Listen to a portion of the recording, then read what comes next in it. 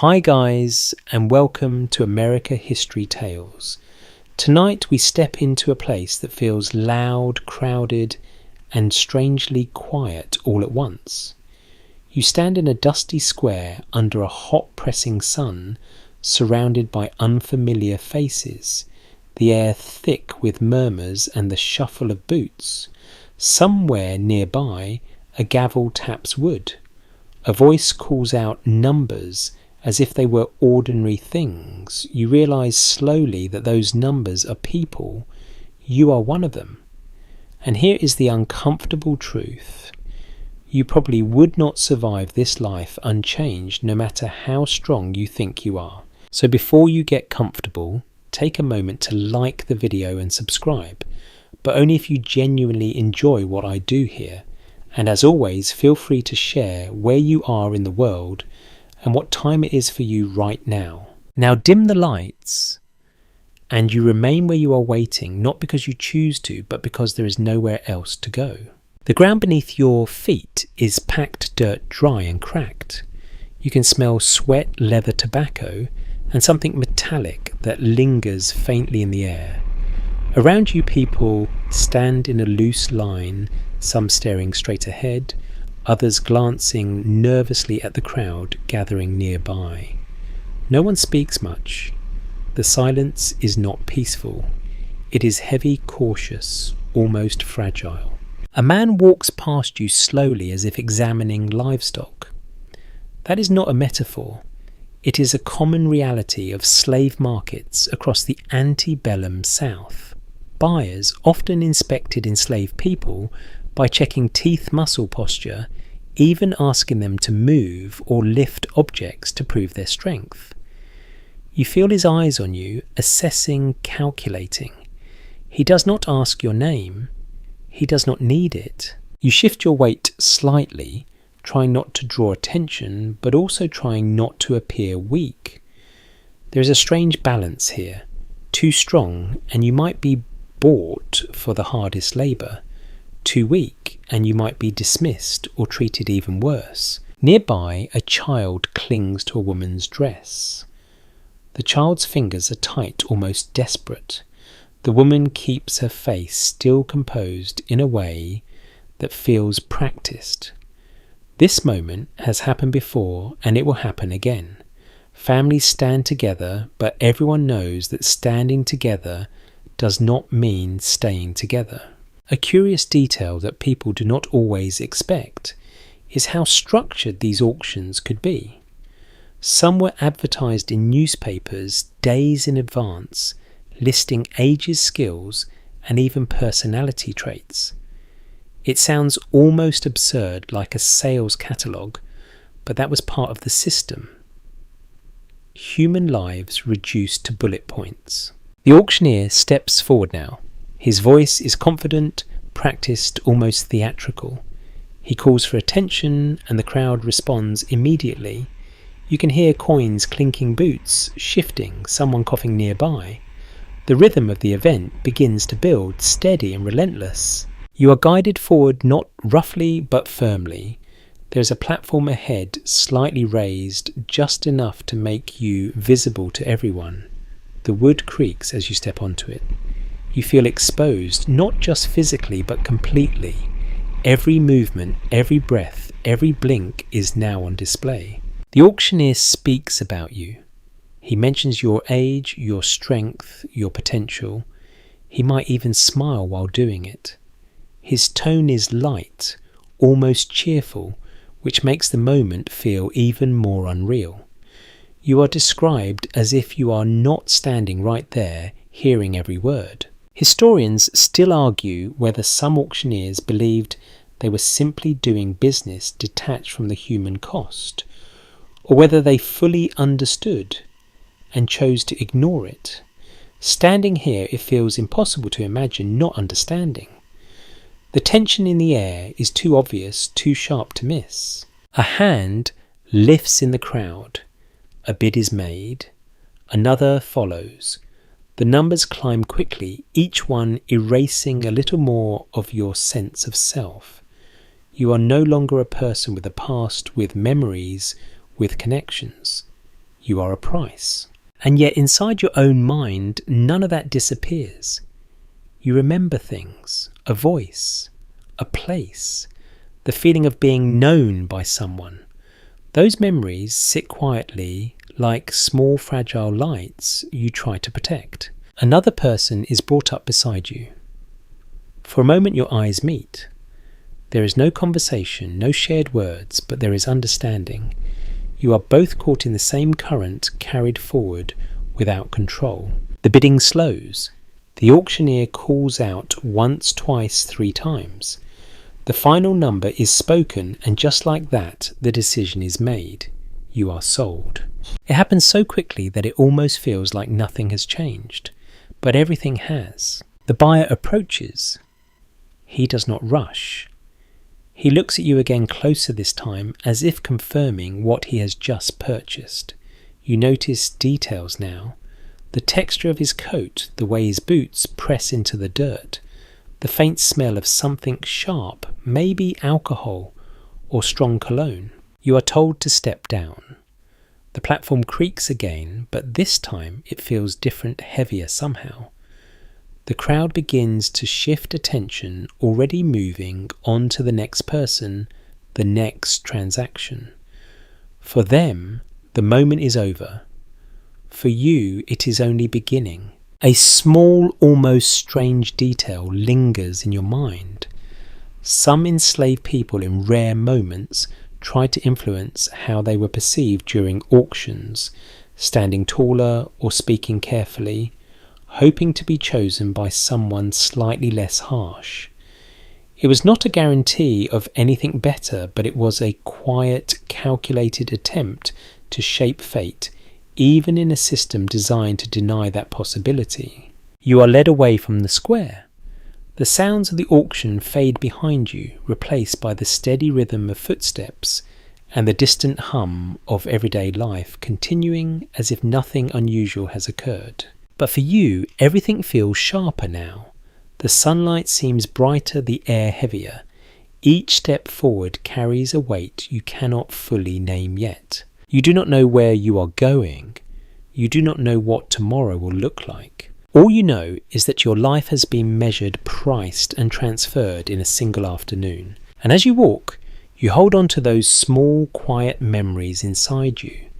Not because they change your situation, but because they remind you that you are still somehow more than what just happened. The road stretches ahead, uncertain and long, and you continue forward one step at a time. The road carries you away from the market, each step pulling you farther from the noise, the voices, the sharp rhythm of the auctioneer's calls. The world grows quieter, but not calmer. The quiet feels uncertain, like the pause before something you cannot yet see. You walk beside others who are also purchased, though no one speaks much. There is a shared awareness that words might not help, that silence is safer, easier to hold on to. The man who bought you moves ahead at times, then slows, keeping a careful eye on the group. His presence is constant, like a shadow that never quite leaves your side. The path beneath your feet changes as you go. Dust gives way to packed earth, then to stretches of uneven ground, scattered with stones. You notice the small things now, the crunch of gravel, the rustle of leaves, the distant call of birds settling into the late afternoon. It feels strange that the world continues so normally, even beautifully, while your own life has shifted so completely. At some point, the sun begins to lower, casting long stretched shadows across the land. The light softens, turning everything golden, for a brief moment almost gentle. You might have appreciated it once. Now it feels distant, like something meant for someone else. Eventually the plantation comes into view. It does not announce itself with grandeur at first. You see fields wide and open, stretching farther than you can easily take in. Rows of crops, carefully arranged, form patterns that repeat again and again. There is a stillness to them, but also a sense of expectation, as if they are waiting for hands to tend them. Then you notice the buildings. A large house stands apart, set slightly higher, its structure solid and deliberate. Around it, smaller buildings cluster in loose arrangement. Cabins, storage sheds, barns. Everything has its place, even if that place feels imposed rather than natural. A widely accepted historical reality is that plantations functioned as complex systems, almost like small self-contained worlds. They included not just fields, but workshops, kitchens and quarters for enslaved people, all organised to support constant labour. Seeing it in person, you understand how controlled and intentional that system is. You are led toward the smaller cabins away from the main house. The ground here is more worn, the paths more defined by repeated use. You pass by others who glance at you briefly, their expressions difficult to read. Some look curious, others indifferent, a few quietly sympathetic. New arrivals are not unusual here. The cabin you are brought to is simple, made of rough wood, its surface weathered by time. The door creaks slightly as it opens. Inside, the air is warmer, carrying the faint scent of smoke earth and something like dried grass. The space is smaller than you expected. A few wooden bunks line the walls, their surfaces uneven but functional. There are no decorations, no personal touches that stand out at first glance. And yet, if you look closer, you notice small signs of life. A folded piece of cloth, carefully placed, a worn object tucked into a corner, a pattern scratched faintly into the wood. These are quiet acts of presence, subtle ways people have marked this space as their own, even if ownership is not something they are allowed to claim. You are shown where you can sit, where you can rest. The instructions are brief, practical. There is no ceremony, no attempt to make this transition feel anything other than what it is. As night begins to settle, the sounds of the plantation shift. The daytime activity fades, replaced by softer noises. Crickets begin their steady rhythm. Somewhere in the distance, you hear low voices, perhaps a conversation, perhaps something else. The air cools slightly, bringing a small relief after the heat of the day. A small unexpected detail emerges as you sit there. Some enslaved communities developed quiet evening rituals not always visible to outsiders. These could include shared stories, songs, or simple moments of connection that helped maintain a sense of identity. It's not always obvious, but it is there, woven into the fabric of nightly life. You feel the weight of the day pressing down on you now. The events of the auction, the journey, the arrival. It all settles in layers difficult to separate, impossible to ignore. Someone nearby shifts, adjusting their position on one of the bunks. Another person exhales slowly, the sound long and tired. These small human sounds remind you that you are not alone, even if the experience feels deeply isolating. You lie down, the wooden surface beneath you firm, unyielding. It does not conform to your body. It does not offer comfort in the way you might wish. And yet, after everything, even this becomes something to accept, if only for the moment. Historians still debate the extent to which first nights like this shaped long-term psychological resilience or trauma. Some argue that the shock never fully faded, while others suggest that adaptation began almost immediately as a necessary response to survive. As you lie here, it feels like both could be true at once. The darkness deepens, filling the cabin with soft shadows. You can make out shapes, outlines of people and objects, but details blur. Your thoughts drift, not peacefully, but slowly, as if they are searching for somewhere to settle. You think about what you have lost, though the thoughts are not always clear. They come in fragments, brief images, half-formed memories. You try to hold onto them, but they slip away, replaced by the immediate reality around you. Outside, the night continues its quiet rhythm. The world does not pause. It does not acknowledge what has changed for you. At some point, fatigue begins to take over. Not a gentle tiredness, but a deep physical exhaustion that pulls at you from every direction. Your body demands rest, even if your mind resists. You close your eyes. The darkness behind them feels different from the darkness of the room, more complete, more absorbing.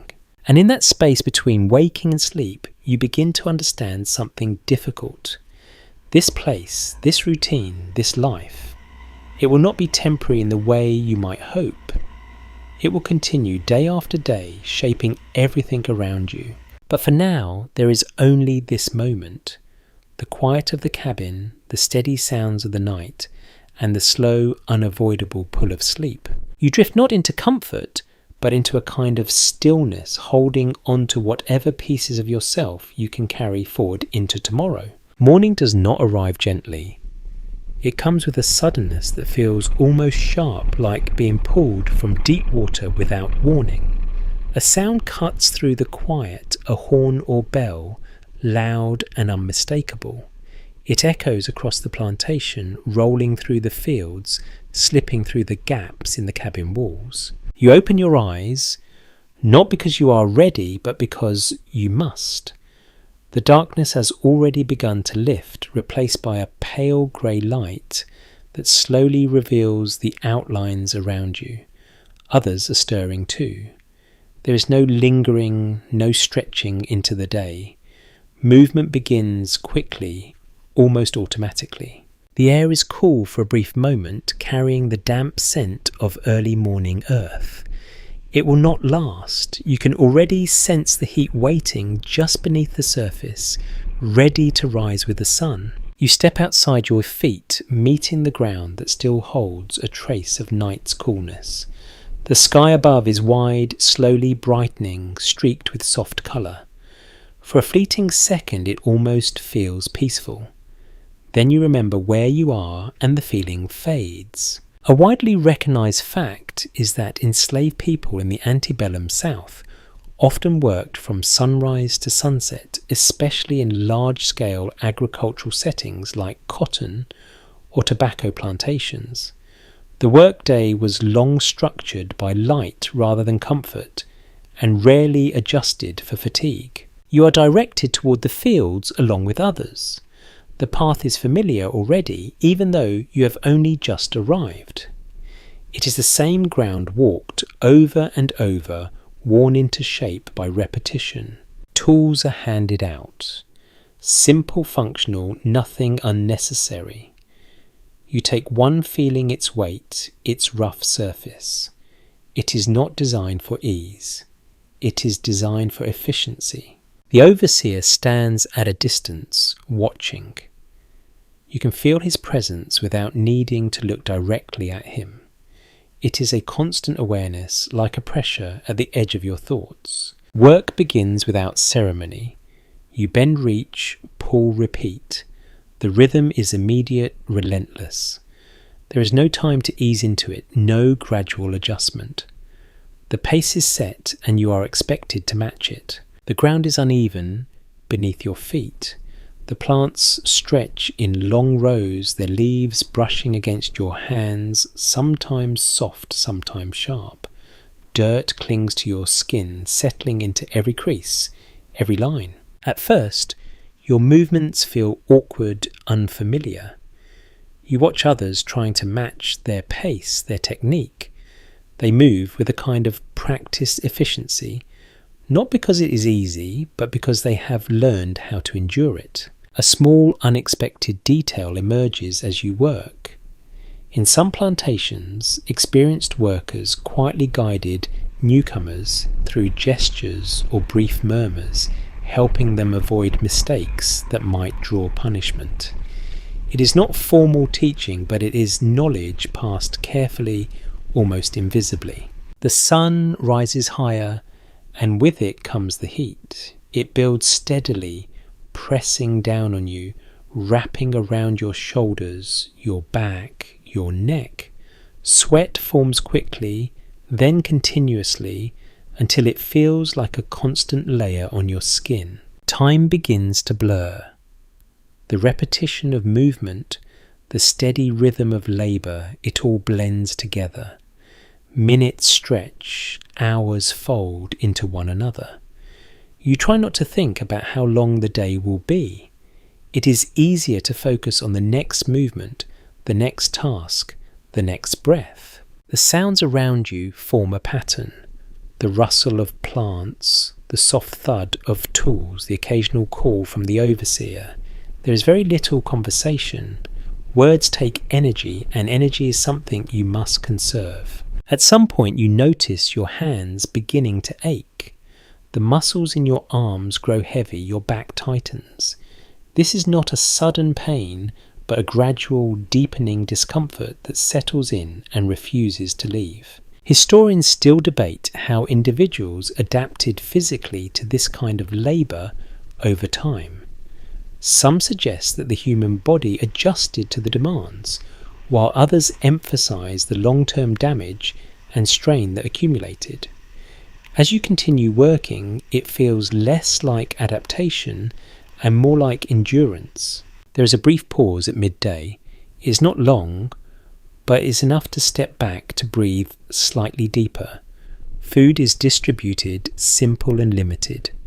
Cornmeal, perhaps a small portion of something else.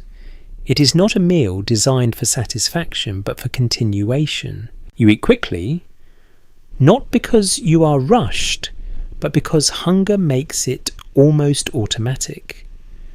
The taste is plain, the texture coarse, but it fills a space that needs filling. A curious tidbit is that some enslaved people supplemented their rations by growing small garden plots or foraging when possible, adding variety to an otherwise restricted diet. These small efforts could make a meaningful difference even if they required extra labour after an already long day. The break ends almost as soon as it begins. The rhythm resumes as steady and demanding as before. The afternoon feels longer than the morning, even though the hours are the same. The heat is stronger now, the air heavier.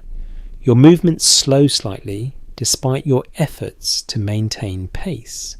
Every action requires more effort than it did before. You become aware of your breathing, the way it deepens, the way it sometimes catches. You focus on it, using it as a quiet anchor. Inhale, exhale, continue. The sun begins its slow descent, though it feels like it takes longer to fall than it did to rise. Shadows stretch again, thin at first, then gradually longer. Finally the signal comes. The end of the workday. It is not a dramatic moment. There is no relief that washes over everything. There is simply a shift, a permission to stop. You straighten slowly, your body resisting the change in posture.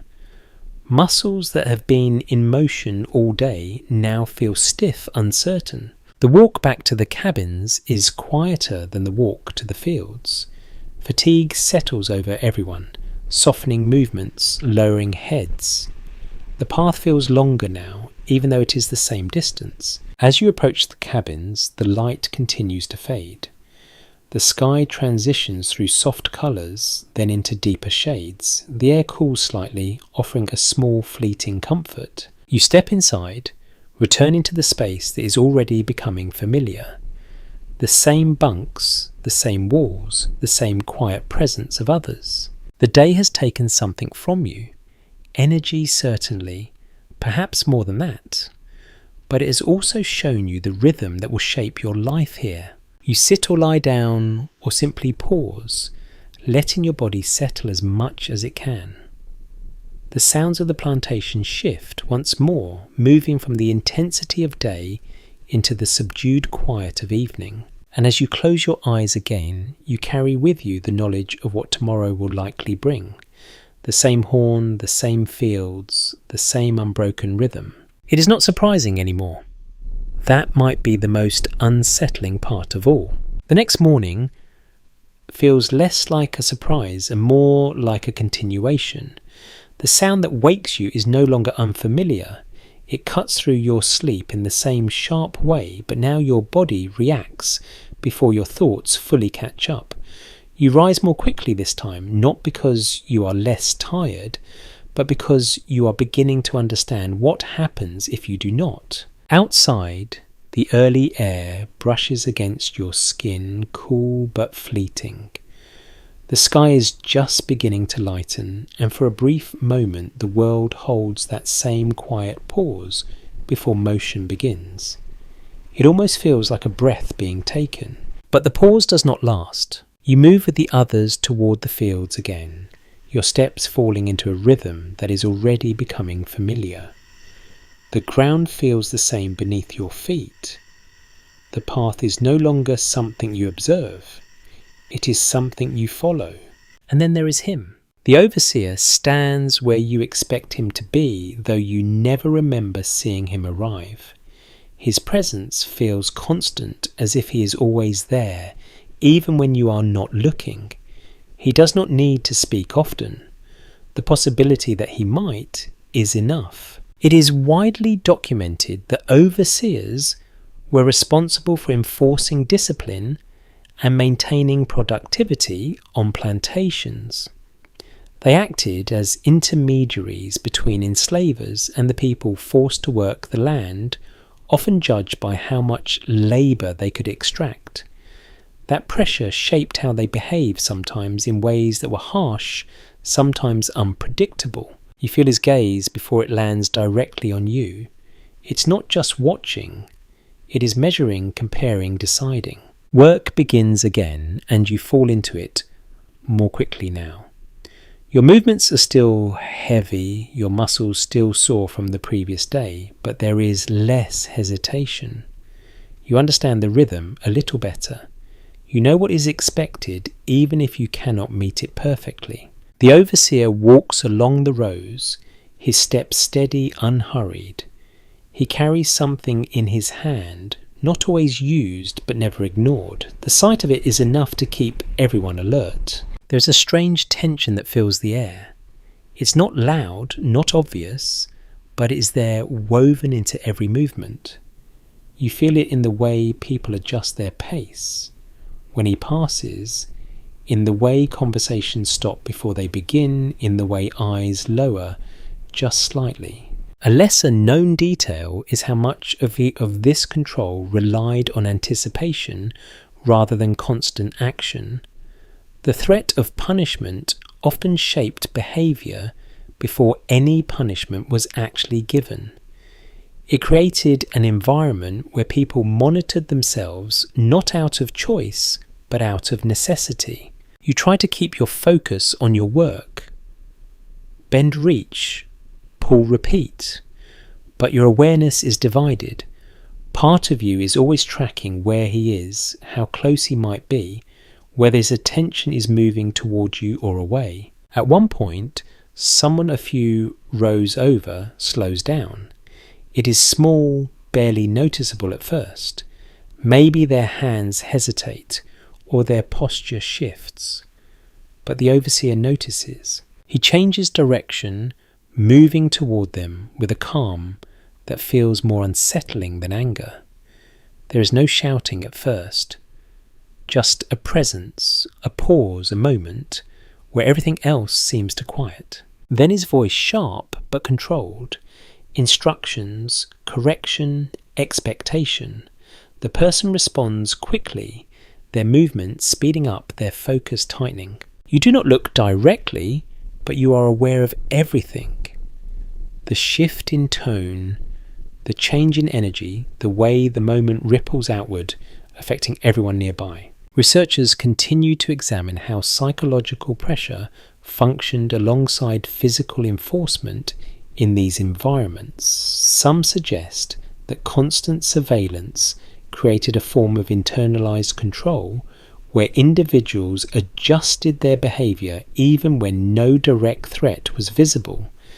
As you stand here, it feels less like theory and more like something you can sense in your own body. The day continues. shaped not just by the labour itself, but by this ongoing awareness. You are never entirely alone in your thoughts. There is always that second layer, that quiet calculation. The sun rises higher, and with it comes the familiar weight of heat.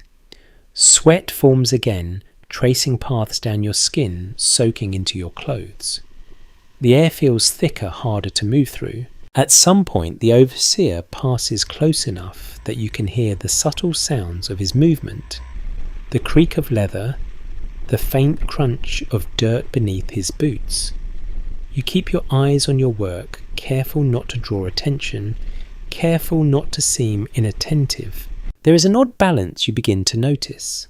Some overseers maintained strict, consistent rules, while others were more erratic, their expectations shifting from moment to moment. It created a kind of uncertainty that made it difficult to predict what might happen next. A curious observation from historical accounts is that some individuals developed quiet strategies to read an overseer's mood. The way he walked, the tone of his voice, even the speed of his movements could offer small clues. These observations were not always reliable, but they were something. You find yourself doing the same, almost without realizing it. Watching without looking, listening without seeming to. The midday break comes again brief and practical. You eat quickly, your body already anticipating the return to work. The food tastes no different from the day before, but you notice it less now. It serves its purpose, and that is enough. When work resumes, the afternoon stretches out in the same long, steady pattern. The overseer continues his rounds, sometimes distant, sometimes close. His presence never fully leaves the edges of your awareness. By the time the signal comes to end the day, you feel not just physically tired, but mentally worn in a different way. It is the constant alertness, the need to remain aware, to adjust, to anticipate. You walk back to the cabins again, your steps slower, your thoughts quieter. The path feels familiar now, almost automatic. As you enter the cabin, the shift from field to shelter brings a small sense of separation. Not relief exactly, but a change. The overseer's presence does not follow you inside in the same immediate way, though the awareness of him lingers. You sit or lie down, letting your body settle into stillness. The sounds of evening return softer now, more distant. And as the light fades once more, you begin to understand that this watchful presence, this constant awareness, is not something that appears and disappears. It is something that stays shaping not just your actions, but your thoughts, your instincts, even your sense of time. Tomorrow it will be there again, and you will rise already expecting it. By the time the next morning unfolds, your body begins to anticipate the rhythm before it fully arrives. You wake just before the signal. This time your eyes opening into the dim grey light, as if something inside you has already learned the pattern. For a brief moment there is stillness. Then the horn sounds and the day begins again. But today your awareness shifts slightly. It is no longer only about the labour or the watchful presence in the fields. There is something more immediate, more constant, the quiet question of what you are given to live on. After the morning's first stretch of work, your stomach reminds you of its presence. It's not a sharp hunger, not yet, but a steady, hollow feeling that sits just beneath everything else. It grows slowly patient and persistent. When the midday pause comes, you notice the distribution of food more carefully. A portion is handed to you simple and measured, cornmeal ground and prepared into a coarse form, sometimes baked into a dense bread, sometimes boiled into a thick mush.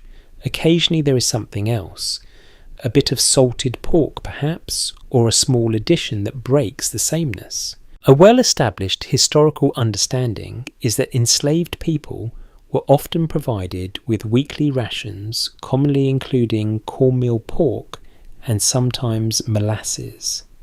These provisions were intended to sustain labour, not comfort or satisfaction. You sit with the food in your hands for a moment observing it. The texture is rough, the smell plain, slightly earthy. You eat slowly at first, then more quickly as your body recognises what it needs. The taste is not unpleasant, but it is limited, repeating itself with each bite. Around you others eat in similar silence. There is no ceremony, no lingering. This is not a time for conversation. It is a time for refuelling, for continuing. A lesser known detail is that some plantations allowed small garden plots for enslaved people where they could grow vegetables like greens, beans or sweet potatoes. These gardens, when they existed, offered a rare chance to supplement the basic rations, adding flavour and nutrition that the standard provisions lacked. You wonder if such a possibility exists here. You do not ask. Not yet. The break ends and work resumes, carrying you through the long stretch of afternoon. But now you are more aware of how your energy rises and falls, how it depends on what you have eaten, how much you have rested. By the time evening comes, the hunger returns quieter but deeper. It is not urgent, but it is present, a steady reminder that what you consumed earlier was not enough to carry you fully through the day. Back in the cabin, you notice how people manage this. Some have saved small portions, stretching them into the evening. Others share quietly, passing a bit of food from one person to another. It is not a grand gesture, but it carries meaning.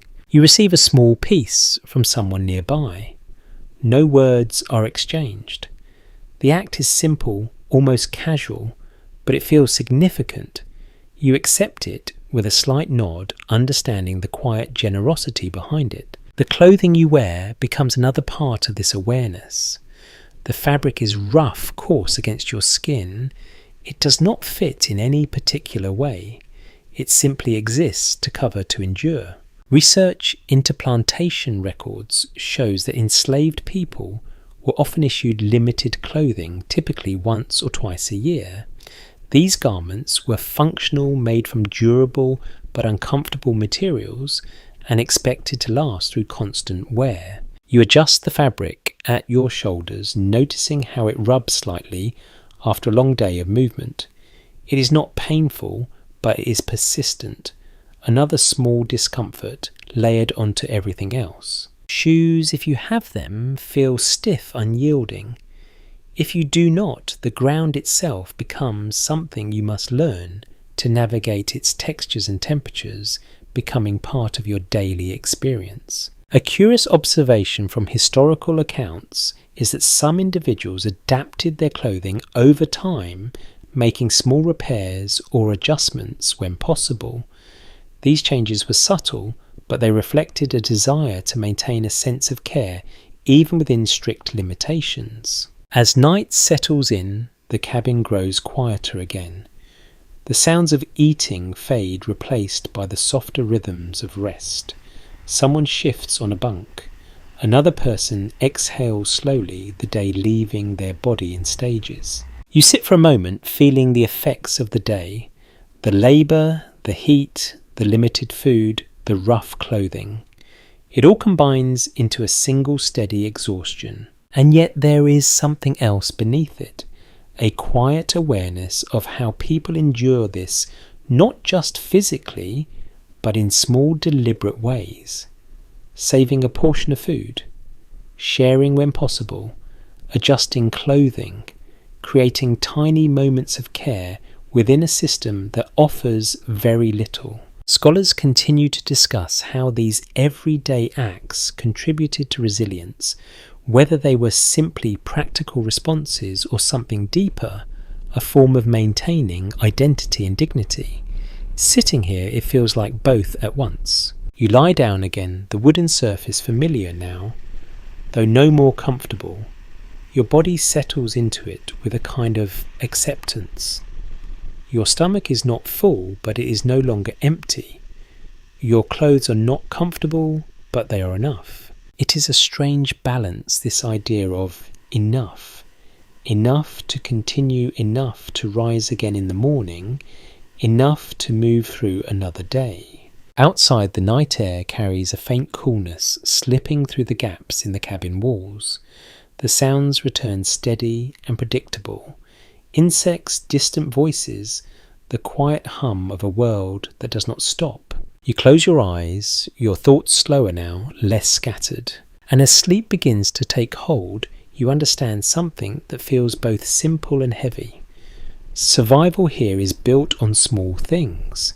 Small portions, small adjustments, small acts that accumulate over time. Tomorrow will ask for the same, and you will meet it not because it is easy, but because it is necessary. The morning fades into another long stretch of labour, and by the time evening returns, your steps toward the cabins feel more automatic than chosen. Your body follows the path without needing direction, each footfall landing where countless others have stepped before. The light softens again, turning the edges of everything gentle for a moment, as if the day is trying to apologize before disappearing. When you reach the cabin, you notice it differently than you did on your first night. Then it felt unfamiliar, almost empty. Now it carries a quiet sense of structure, even if that structure is simple and worn. You step inside and the air greets you with a mix of scents that are becoming recognizable. Smoke from a small fire earlier in the day lingers faintly. There is the earthy smell of wood, of packed dirt, of fabric that has absorbed days of labour and heat. It's not pleasant in the way you might once have defined the word, but it is consistent, and consistency begins to matter. A commonly accepted historical detail is that most enslaved people lived in small cabins, often shared with several others constructed from rough materials like wood or logs. These spaces were basic, offering minimal protection from weather and very little privacy. You glance around more carefully now. The bunks, simple wooden frames, sometimes covered with thin padding or nothing at all. The floor hard and uneven, bearing marks from years of use. The walls with small gaps that let in both air and light. And yet, as your eyes adjust, you begin to notice the quieter details. A piece of cloth folded neatly at the edge of a bunk. A small object placed carefully in a corner, perhaps carved or shaped by hand. A faint pattern scratched into the wood lines that might not mean anything to an outsider, but clearly means something to the person who made them. These are not decorations in the traditional sense. They are signs of presence, evidence that people have lived here, not just existed. You sit down feeling the familiar firmness beneath you. Your muscles protest slightly, the tension of the day still held in your back, your shoulders, your hands. You let yourself rest, not fully relaxing, but easing just enough to continue. Nearby, someone adjusts a small bundle of belongings. It is not much. A few items carefully kept protected as best as possible. Personal possessions are limited here, but they are valued in a way that goes beyond their physical worth. A lesser discussed observation is how individuals created small zones of personal space within shared cabins. Even without walls or clear divisions, people developed an understanding of where one person's area ended and another's began. It was not written or spoken, but it was respected. You become aware of this as you settle into your own place. It is not marked, not claimed in any official way, but it is yours in the only sense available. A spot on a bunk, a small area nearby where you can place what little you have. The sounds of the cabin shift as evening deepens. At first there is quiet movement, people sitting, adjusting, perhaps preparing something simple to eat. Then gradually, softer sounds take over.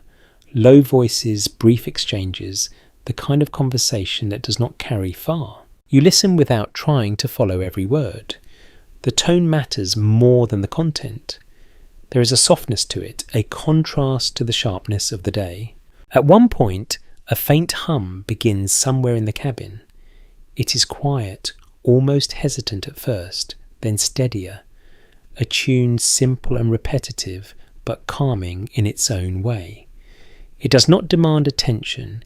It exists, gently filling the space without overwhelming it. A curious detail noted in historical accounts is that music and humming were often woven into daily life, not always as performance, but as a form of comfort and continuity.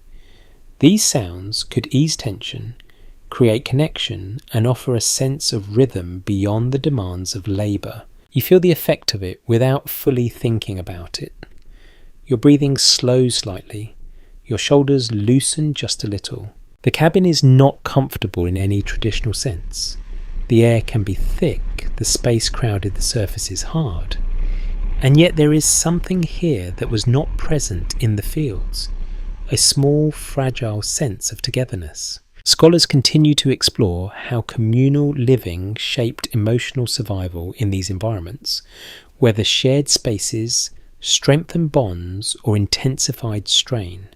Sitting here, it seems to do both. There are moments of closeness, of quiet understanding, but also moments where the lack of privacy presses in, making everything feel closer than it should. You lie back on the bunk, staring up at the ceiling or what passes for it. The wood above you is rough, uneven, marked by time. You trace its patterns with your eyes, following lines and shapes that have no clear beginning or end. Your body begins to settle the weight of the day, pulling you downward.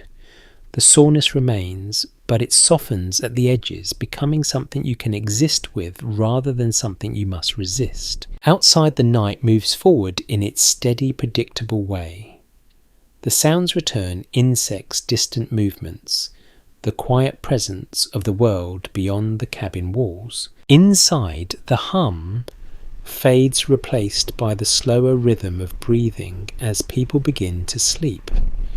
One by one, the small movements quiet the space, becoming still. You close your eyes, and for a moment the image of the cabin remains. The bunks, the small belongings, the faint marks of individuality in a place designed to erase it. And you understand something that feels both subtle and important. Even here, in a space that offers so little, people have found ways to create small comforts.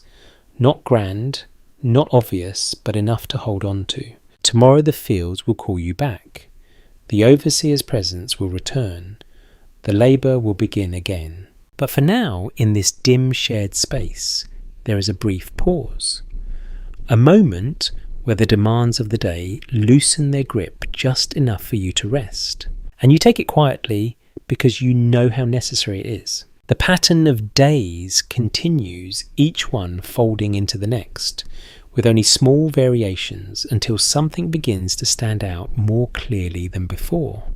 It is not the fields or the labour or even the watchful presence that lingers at the edge of everything. It is the people around you, the way they look at one another, the way they move in quiet coordination, the way certain glances carry more meaning than words ever could. You begin to notice families, not always in the way you might expect, not always gathered neatly together, but present nonetheless. A woman brushing dirt gently from a child's arm, a man pausing just long enough to check that someone behind him is keeping pace. Small gestures, quick and often hidden, but unmistakable once you start to see them. One evening, as you return to the cabin, you notice a group sitting closer together than the others. Their voices are low, their movements careful. A child leans against an older figure, eyes half closed, listening to something softly spoken. You cannot hear the words, but the tone carries warmth, familiarity. A widely recognised historical point is that enslaved people formed and maintained family bonds despite constant threats of separation.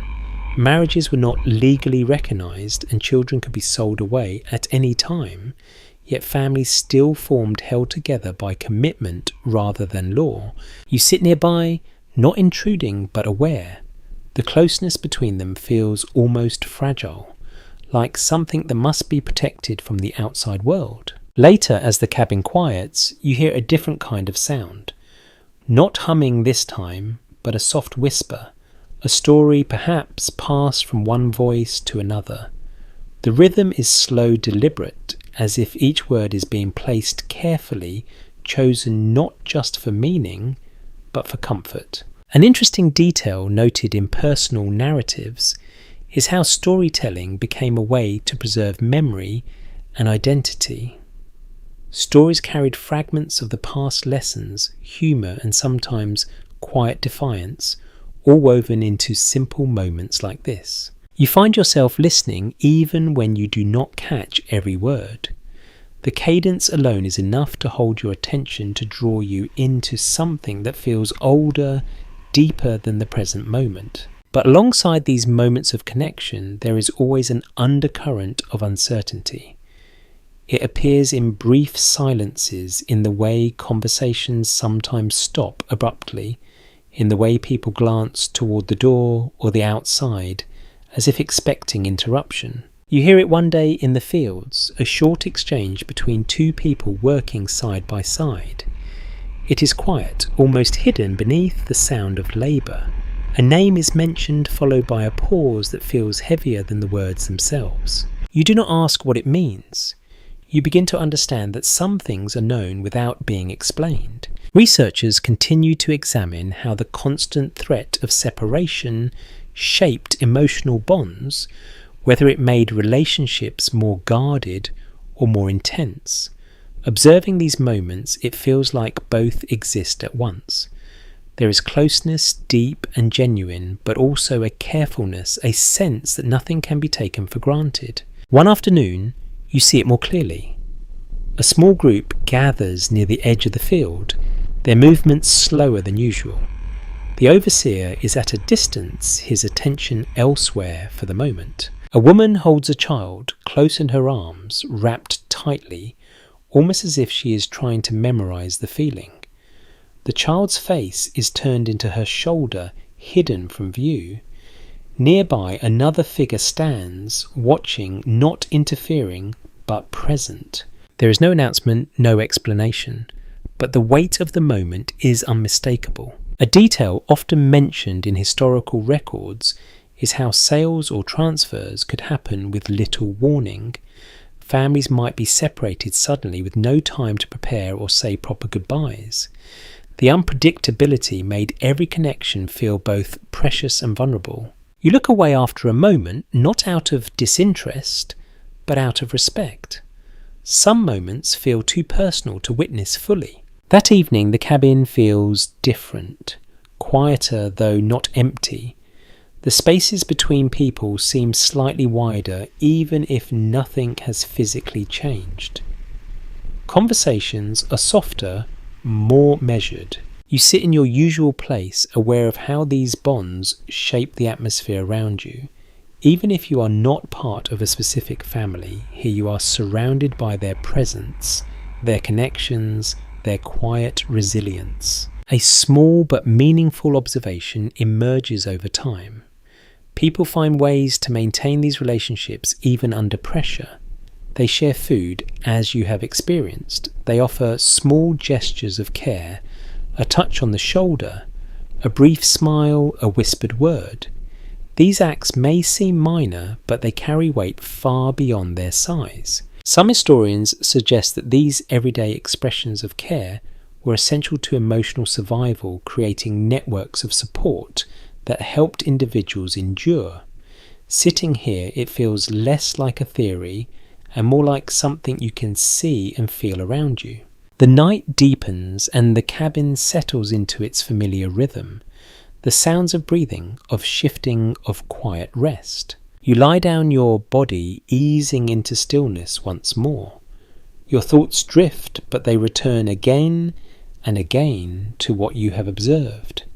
The strength of these bonds and the fragility of them. You begin to understand that life here is not only shaped by labour and control, it is also shaped by connection, by the ways people hold on to one another in a world that constantly threatens to pull them apart. And as you close your eyes, you carry that awareness with you. Tomorrow the fields will call again. The overseer will walk his steady path. The rhythm will continue.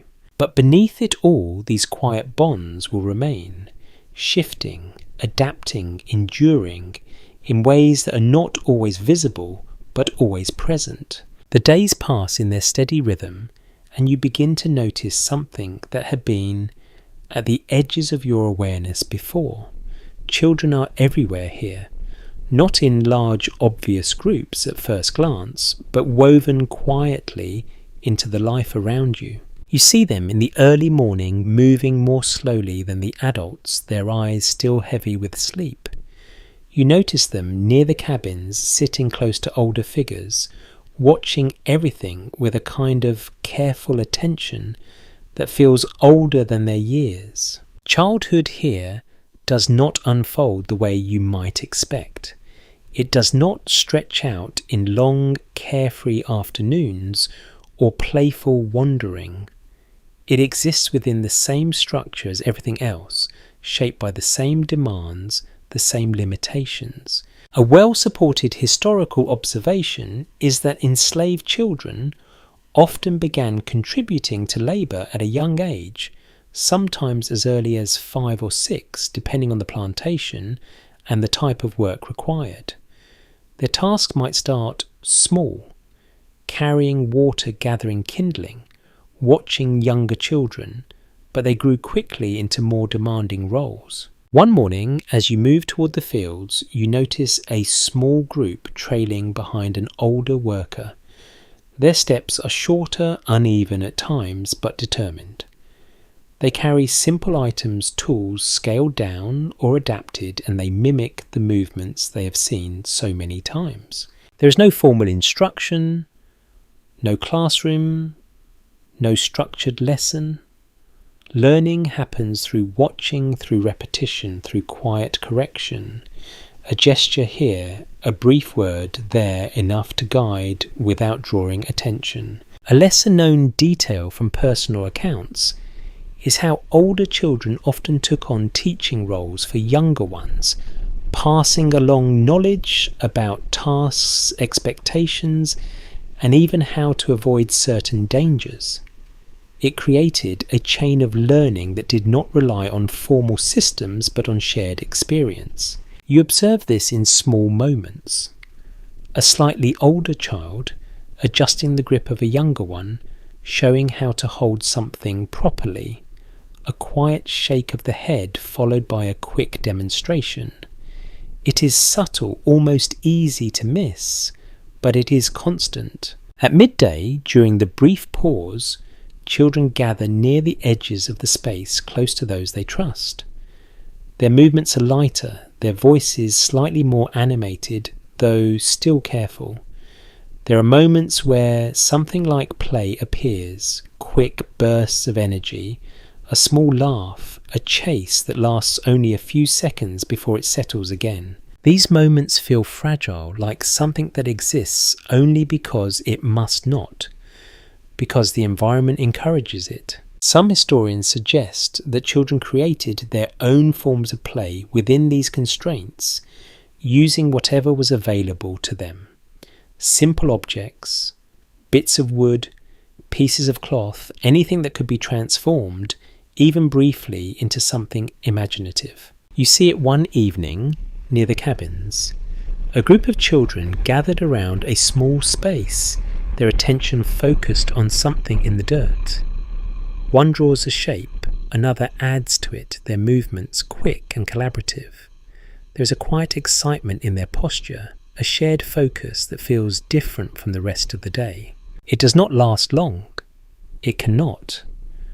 But while it does, it changes the atmosphere slightly, adding a layer of lightness that is rare and fleeting. At the same time, you notice how quickly that lightness can fade. A call from a distance, a shift in attention, and the moment is gone. The children return to stillness, to observation, to the careful awareness that defines so much of life here. Scholars continue to explore how growing up in these conditions affected development, whether children adapted in ways that strengthened resilience or carried lasting emotional weight. Watching them, it feels impossible to separate the two. There is strength in their awareness, but also a heaviness that does not belong in childhood. One afternoon, you see a child in the field working alongside adults. Their movements are smaller, less efficient but persistent. They pause more often, adjusting, catching their breath. An older figure nearby watches closely, offering small guidance when needed. There is no indulgence here, no space for extended rest. But there is a quiet support, a presence that ensures the child is not entirely alone in the task. A curious observation from historical narratives is that some enslaved children developed strong observational skills, learning to read situations quickly, to understand moods, to anticipate changes.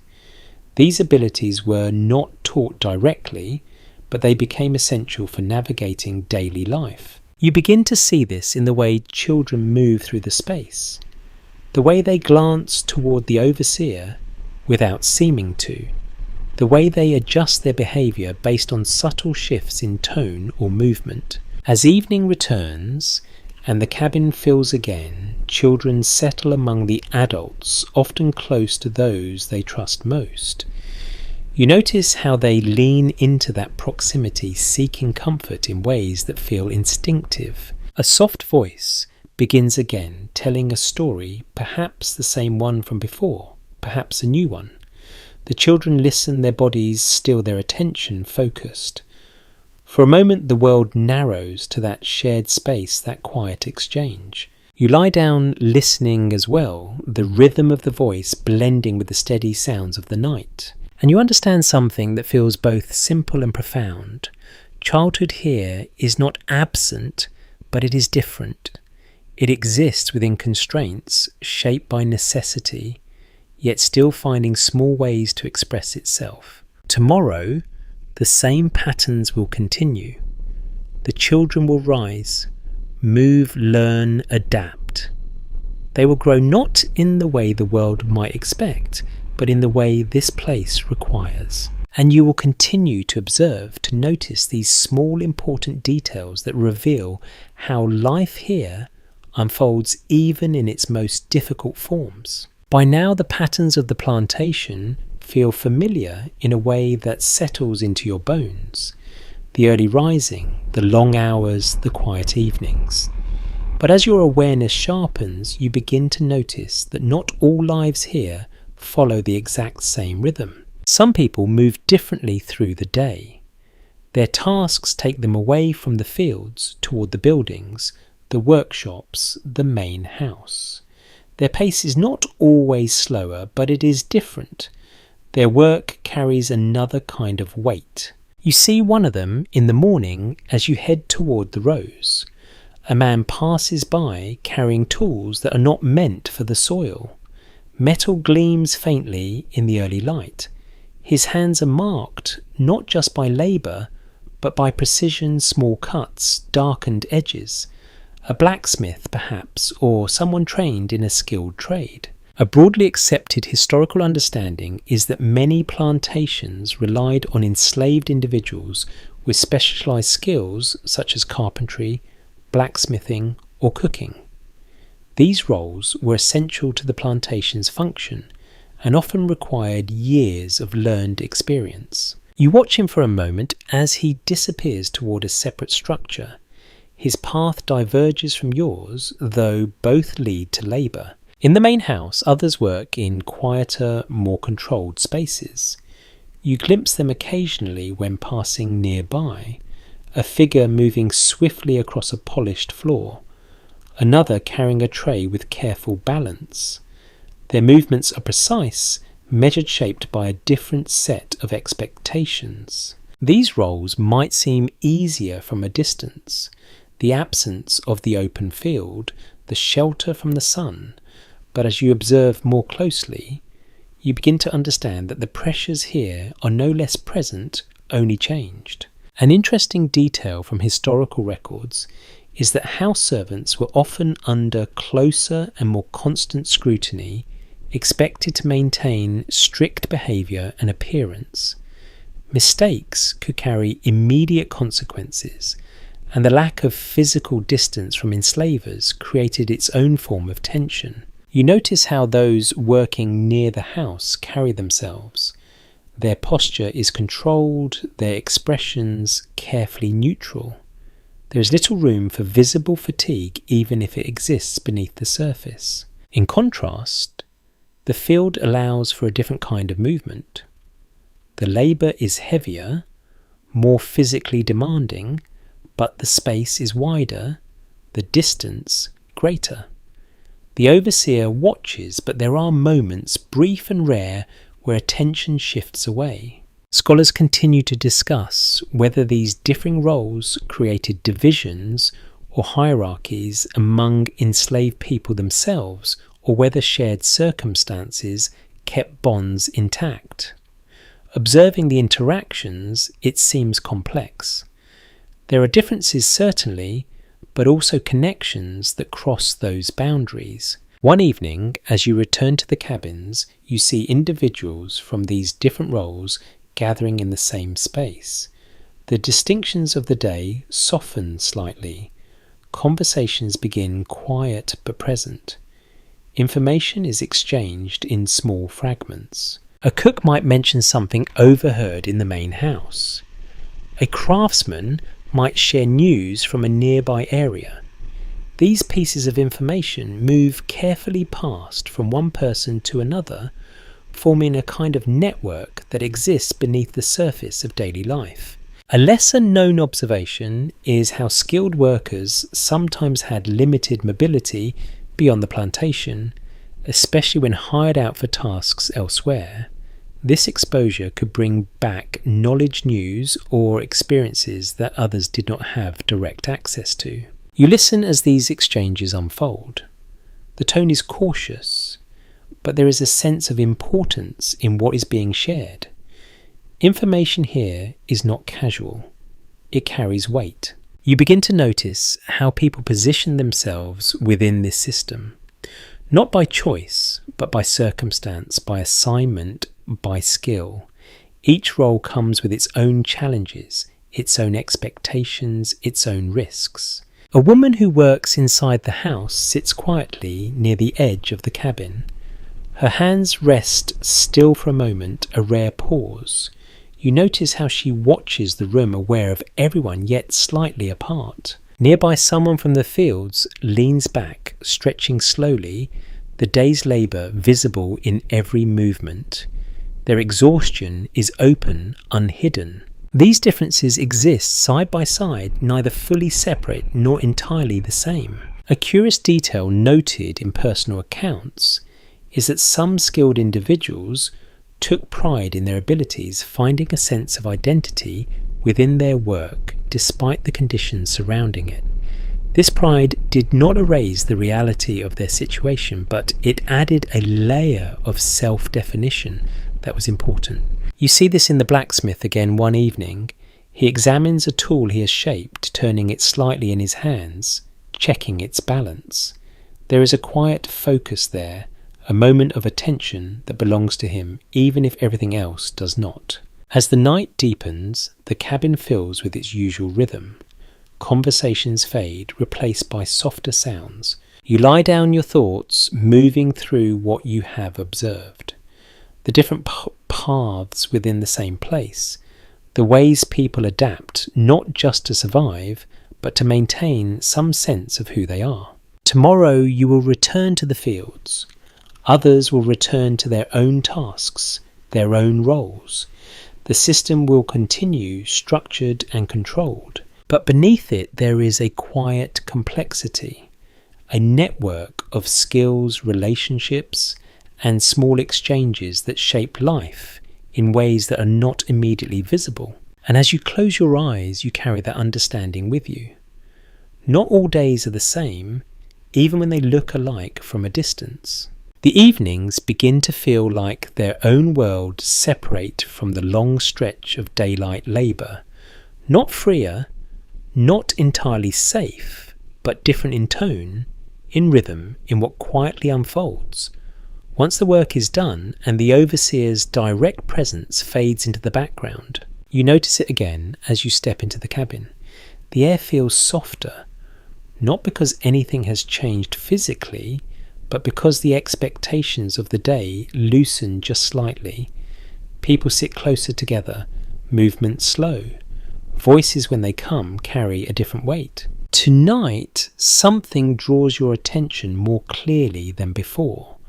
A small group gathers toward the back of the cabin, their posture more deliberate, their focus inward. It is not immediately obvious what is happening, but there is a quiet intention in the way they settle. You sit nearby, not joining, but listening. A voice begins low and steady, not storytelling this time. The words feel different, more structured, more rhythmic.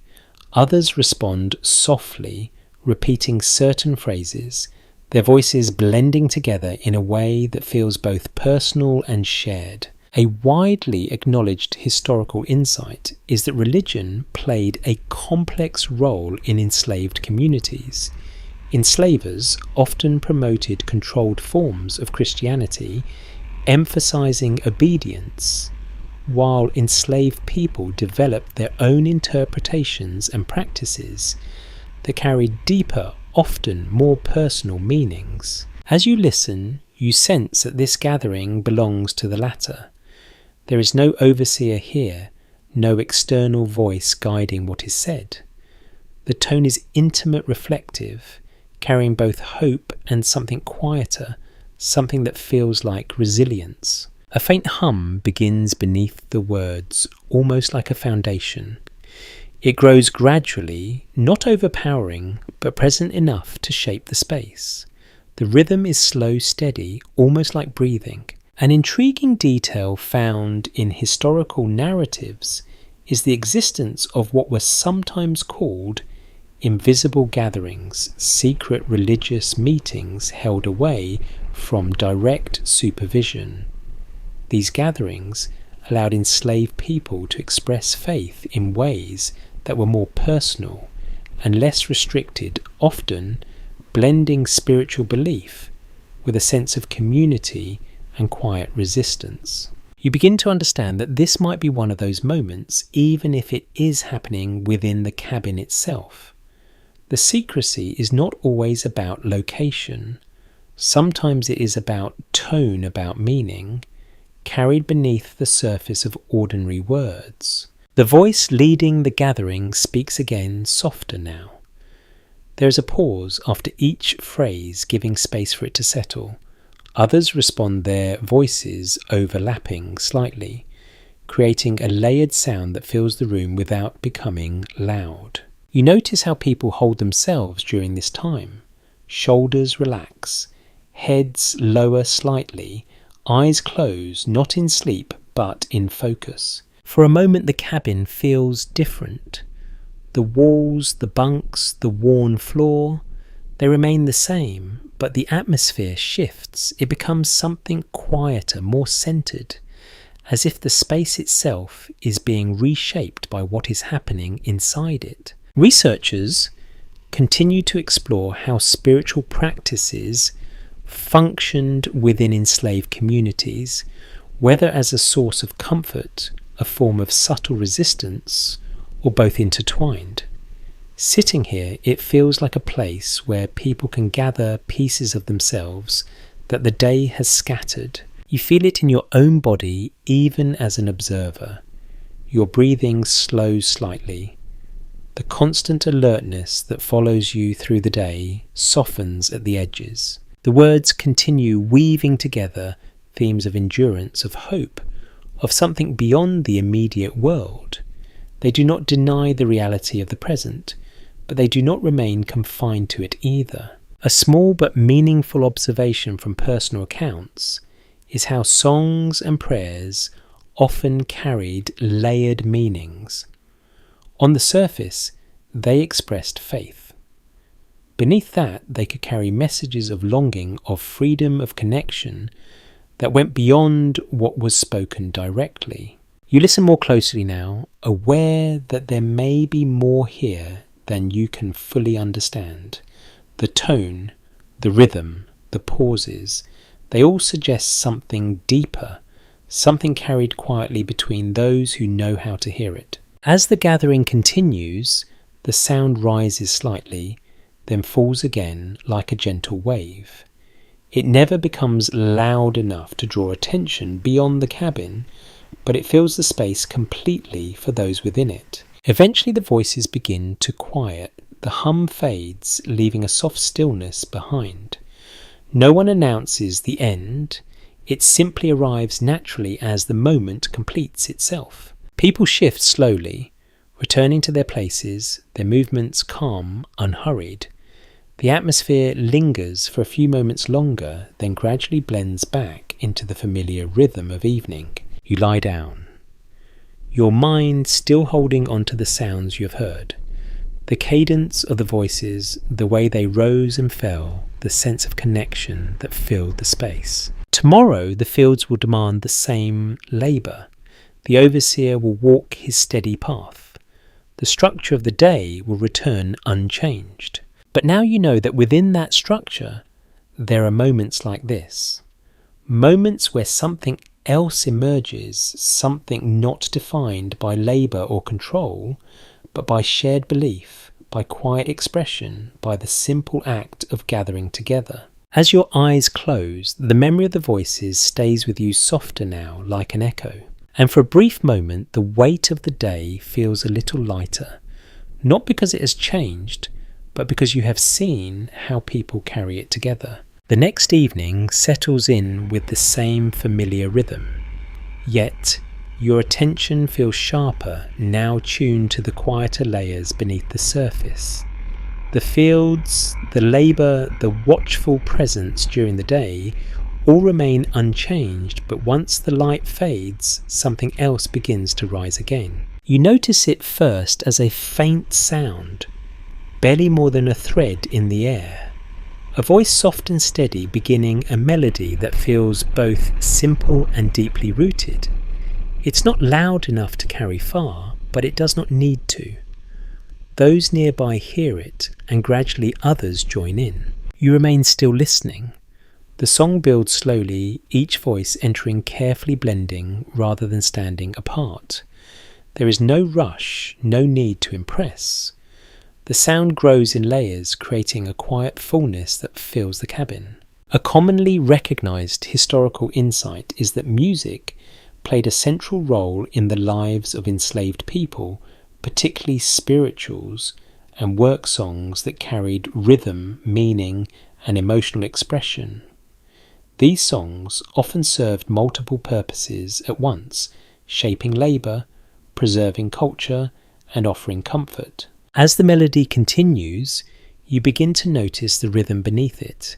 It is steady, almost like the pattern of work in the fields, but softer, more fluid. It moves through the space, connecting each voice to the next. You feel it without trying to. Your breathing begins to match it slightly, your body responding to the cadence in a way that feels natural. An interesting detail from oral histories is that some songs carried hidden meanings with certain phrases or patterns signalling information that might not be obvious to an outside listener. These coded elements could reference directions, warnings, or shared understanding among those who knew how to listen closely. You wonder briefly if there is something like that here. The tone of the song suggests more than what is spoken. The repetition, the emphasis on certain words, it all feels intentional. Nearby, someone taps lightly against the wooden frame of a bunk, adding a subtle rhythm. It is not intrusive, just enough to anchor the melody. Another voice shifts slightly higher, creating a gentle contrast that makes the sound feel fuller. You notice how people's expressions change as they sing. The tightness that often sits in their faces during the day softens. Their eyes close or drift downward, not in withdrawal, but in focus. The cabin for this moment becomes something else, not just a place of rest, but a space where sound carries meaning, where voices come together to create something shared. Researchers continue to examine how music functioned as both expression and resilience in enslaved communities, whether it served primarily as emotional release or as a deeper form of cultural preservation. Sitting here, it feels like both are present at once, intertwined in a way that cannot be separated. The song shifts slightly, the melody changing, the rhythm adjusting. It is subtle but noticeable. The voices follow easily, as if they have travelled this path many times before. A small but meaningful observation from historical accounts is that call and response patterns were common in these songs, allowing participation even for those who might not know every word. This structure created inclusion, making the act of singing a shared experience rather than an individual one. You hear it now. One voice leads, others respond their answers, weaving back into the melody. It creates a gentle conversation carried through sound rather than speech. For a moment, you forget the weight of the day. Not entirely, but enough that it shifts to the background. The rhythm, the voices, they hold your attention fully. Then, as gradually as it began, the song starts to fade. The voices soften one by one until only a single line remains, then nothing at all. The silence that follows is not empty, it feels full, as if the sound has left something behind. People settle again, their movements slow, unhurried. The cabin returns to its usual quiet, but something has changed, even if only slightly. You lie down, your thoughts lingering on what you have heard. The way the voices came together, the way the rhythm carried through the space, the sense of connection that formed without needing explanation. A curious detail noted in some narratives is that these songs were not always fixed. They could change over time, adapting to new circumstances, new meanings, new voices. This flexibility allowed them to remain alive, evolving rather than staying static. You consider that as you close your eyes. The idea that even within such strict conditions, something can still shift, still grow, still adapt. Tomorrow will bring the same structure, the same demands. The fields will stretch out before you. The overseer will walk his path. The rhythm of labour will resume. But now you know that within that rhythm there are other patterns. Patterns of sound, of voice, of shared experience that exist alongside the work, not replacing it, but shaping how it is endured. As sleep begins to take hold, the memory of the song lingers soft and steady, and for a brief moment it feels like a quiet thread connecting you to everyone around you, woven gently through the night. The rhythm of days continues, but now your attention begins to settle on something quieter, something that appears in small interruptions rather than steady patterns. It begins with a cough, not loud, not dramatic, just a short dry sound from somewhere in the cabin as the morning light filters in. At first it seems insignificant, a simple clearing of the throat, a passing discomfort. But as the hours move forward, you notice it again. Then another sound from someone else, a slower movement, a pause that lingers just a little too long. Illness here does not announce itself with urgency. It arrives gradually, woven into the routine, easy to overlook, until it becomes something that cannot be ignored. A widely accepted historical observation is that enslaved people had very limited access to formal medical care. Plantation owners sometimes provided basic treatment, but resources were inconsistent, and care often depended on the priorities of those in charge. You see this reality unfold in the fields. One person works more slowly than usual, their movements slightly unsteady, They continue because stopping is not a simple option. The overseer watches his attention sharp, but his response measured. Productivity remains the focus. By midday, the heat presses down more heavily than usual. The air feels thicker, harder to move through. You become aware of your own breathing, the way it deepens, the way your body responds to the strain. The person who had been coughing earlier now pauses more often. Another worker nearby glances toward them briefly, then looks away, returning to their own task. The awareness is there, but it is quiet, contained. A lesser known detail from personal accounts is that enslaved communities often relied on shared knowledge of healing, passing down remedies made from plants, roots, and other natural materials. This knowledge was not formally written or taught in structured ways, but it was preserved through experience and observation. You see this later back at the cabin. The person who had been struggling is seated, their posture slightly slumped. Another individual kneels beside them holding a small bundle of leaves or herbs. The scent rises, faintly earthy and sharp, unfamiliar but distinct. The preparation is careful, deliberate.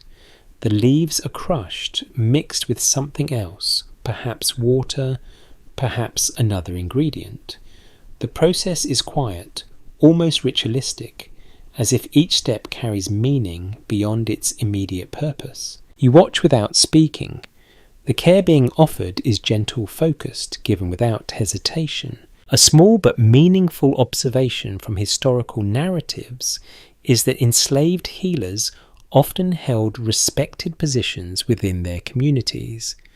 Their knowledge, though not recognized by formal systems, was valued and trusted by those around them. The person receiving care closes their eyes as the mixture is applied or given. Their breathing slows slightly, their body easing just a little. It is not a cure, not an immediate solution, but it is something. Meanwhile, the broader system continues. Work does not stop entirely. Expectations remain even when bodies struggle to meet them. Researchers continue to examine how illness was managed within these environments. Whether plantation provided care was primarily driven by economic concerns or genuine attention to well-being. Observing this, it feels clear that survival often depended more on the community than on any external support. You become more aware of your own body as the evening progresses. The aches from labour, the fatigue, the small discomforts that you have begun to accept as normal. You wonder how easily those could shift into something more serious, something harder to ignore. The cabin grows quieter as night settles in. The person who was ill lies down, their movements slower, more deliberate. Others nearby adjust their positions, creating a small space around them, not isolating, but allowing room for rest. A curious detail noted in some accounts is that people sometimes use songs or soft voices as a way to comfort those who were unwell, creating an environment that felt less harsh, less lonely. You hear a faint hum again, softer than before, directed more toward that single space than the entire room. It carries a different tone tonight. Less rhythmic, more soothing, almost like a lullaby. You lie down, listening, your thoughts moving through what you have seen. The way illness fits into this world, not as a separate event, but as something that must be managed within the same constraints as everything else. There is no clear boundary between work and recovery, between strain and rest. Everything overlaps, blending together in ways that make it difficult to separate one from the other. And yet, within that, there are these moments. The careful preparation of herbs, the quiet presence of someone sitting nearby, the soft hum that fills the space with a different kind of sound.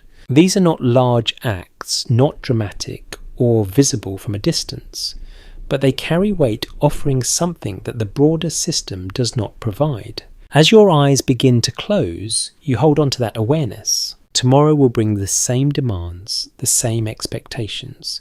But now you understand that within those demands, there are ways people care for one another using what they have, sharing what they know. The night deepens, the sounds soften, and the cabin settles into stillness once more. And you drift into sleep with the faint scent of herbs still lingering in the air, a quiet reminder of how survival here is shaped not just by endurance, but by care passed from one person to another. The next day begins like the others, the horn sounding the slow gathering of bodies, moving toward the fields, the quiet acceptance of what lies ahead. But something in the air feels tighter, less forgiving. You cannot name it immediately, but you sense it in the way people move, in the way voices seem to disappear more quickly than usual. As the work begins, you notice how carefully everyone holds their pace. Movements are measured, deliberate. There is less variation, fewer small pauses. It is as if the entire field is trying to align itself to avoid standing out in any way. And then you understand why. The overseer is closer today, not just physically, but in presence. His attention feels sharper, more focused. He walks the rows more frequently, stopping more often, his gaze lingering longer on each person. An established historical point is that punishment on plantations was used not only to address specific actions, but to reinforce control across the entire group. The visibility of discipline often mattered as much as the act itself, shaping behaviour through observation as well as experience. You feel that visibility now, even before anything happens. It settles into the space, pressing down on every movement, every decision. A small mistake occurs.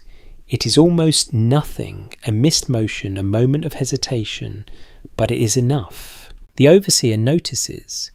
He changes direction, his steps steady, unhurried but purposeful.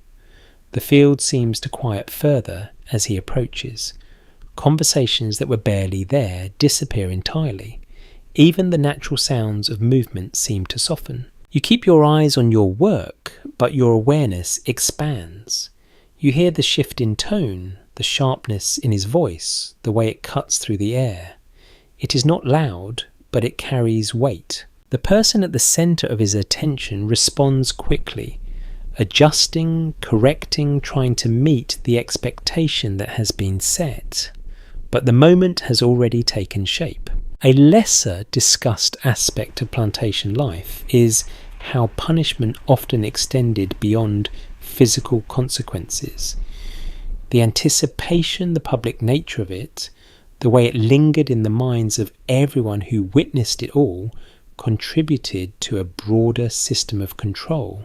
You feel that now, even without turning to look directly, the tension spreads outward, touching everyone nearby. Your own movements become more precise, more controlled. You adjust your pace, your posture, your focus, all in response to something that is not directed at you, but affects you nonetheless. A short pause follows, the kind that feels longer than it is. Then the moment passes, at least on the surface. The overseer moves on his attention, shifting to another part of the field. But the atmosphere does not return to what it was before. Something remains, a quiet residue of what just occurred. Writers who have studied first-hand accounts often note how this kind of psychological pressure shaped daily life as much as physical labour did. The constant awareness, the need to anticipate, to adjust, to avoid drawing attention, became part of how people moved through their days. You notice how this affects your own thoughts. You are no longer simply working. You are watching yourself work, monitoring your pace, your movements, your expression. It is a second layer of awareness that runs alongside everything else. The sun climbs higher, the heat intensifies, but the tension does not fade. It stays steady and present, woven into the rhythm of the day. At midday, the brief pause arrives, but it feels different. Conversations are even quieter than usual. Movements are carefully contained. The sense of being observed does not fully disappear, even in this moment of rest. A curious observation from historical writings is that people sometimes developed subtle ways to release tension in these environments. A brief exchange of glances, a small gesture, a quiet word that carried reassurance. These acts were not obvious, but they helped maintain a sense of connection under pressure. You see it now. Someone passes a small portion of food to another without drawing attention. A hand briefly touches a shoulder, then moves away. These gestures are quick, almost invisible, but they carry meaning. The afternoon continues the rhythm of labour resuming, but the earlier moment lingers in your mind. It shapes how you move, how you think, how you understand the space around you. By the time the day ends and you walk back toward the cabins, the tension begins to ease slightly. Not completely, but enough that your shoulders lower. Your breathing deepens. Inside the cabin, the shift is more noticeable. The walls seem to hold the weight of the day, but also soften it. Voices return quiet at first, then slightly more present. The shared space allows for a different kind of awareness, one that is not entirely defined by observation from above. You sit down, your body settling into the familiar position. The events of the day move through your thoughts, not sharply, but steadily. Scholars continue to examine how systems of control relied on both visible enforcement and internalized fear, shaping not just actions, but perceptions and behaviors over time. Sitting here, you begin to understand how deeply that reaches. It is not only about what happens, it is about what might happen, what could happen, what is always just at the edge of possibility. And yet even within that, you have seen how people respond. The small gestures, the quiet support, the shared understanding that does not need to be spoken aloud. As night settles in, the cabin returns to its softer rhythm. The sounds of the day fade, replaced by the steady quiet of evening.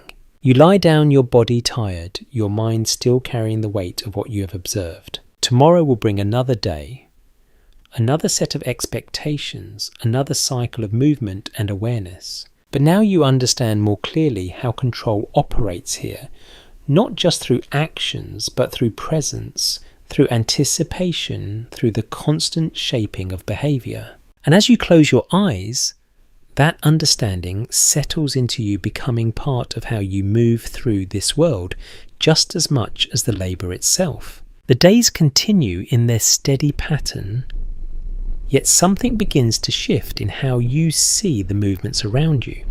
At first, it is easy to believe that everything follows the same strict rhythm, that every action is controlled, observed, and fixed in place. But the longer you remain, the more you begin to notice the spaces in between. They are small, almost invisible at first, a pause that lasts just a fraction longer than necessary, a movement that slows ever so slightly before continuing, a glance exchanged between two people that seems to carry more meaning than the moment requires. You begin to understand that not every action is as straightforward as it appears. A widely recognized aspect of plantation life is that resistance did not always take the form of open defiance. More often, it appeared in subtle everyday actions that could pass unnoticed or be explained as something else entirely. You see this in the fields as the morning unfolds. The work begins as usual, the rhythm steady, the expectations clear. But within that rhythm, there are slight variations. Someone adjusts their pace, not enough to draw attention, but enough to create a brief moment of relief. Another shifts the way they hold a tool, making the motion just a bit less efficient, though still acceptable. These changes are small, careful, designed to blend into the overall flow. You find yourself doing something similar without fully deciding to. Your movements remain steady, but you allow yourself a fraction of a second more between actions. It is barely noticeable even to you, but it is there. An interesting detail from historical accounts is that such acts were sometimes referred to as working slowly or quietly, resisting ways of asserting a small degree of control within a system that offered very little. These actions did not overturn the system, but they created moments where individuals could shape their own experience, however briefly. The overseer moved through the rows as always, his presence steady, his attention sharp. And yet these small shifts continue weaving through the work in ways that are difficult to isolate. You notice how people coordinate without speaking. A slight change in one person's pace is mirrored by another, nearby creating a subtle balance that prevents anyone from standing out. It is not planned, not organised in any obvious way, but it happens nonetheless. Observers of plantation life have often pointed out how collective awareness allowed for these quiet forms of resistance to exist. Individuals did not act entirely alone. They responded to one another, adjusting in ways that maintained a shared rhythm, while still creating small spaces of autonomy. At midday, during the brief pause, these patterns become more visible in a different way. People sit closer, their movements slower, their conversations just a touch more present. A small exchange happens near you. One person hands another a slightly larger portion of food than expected.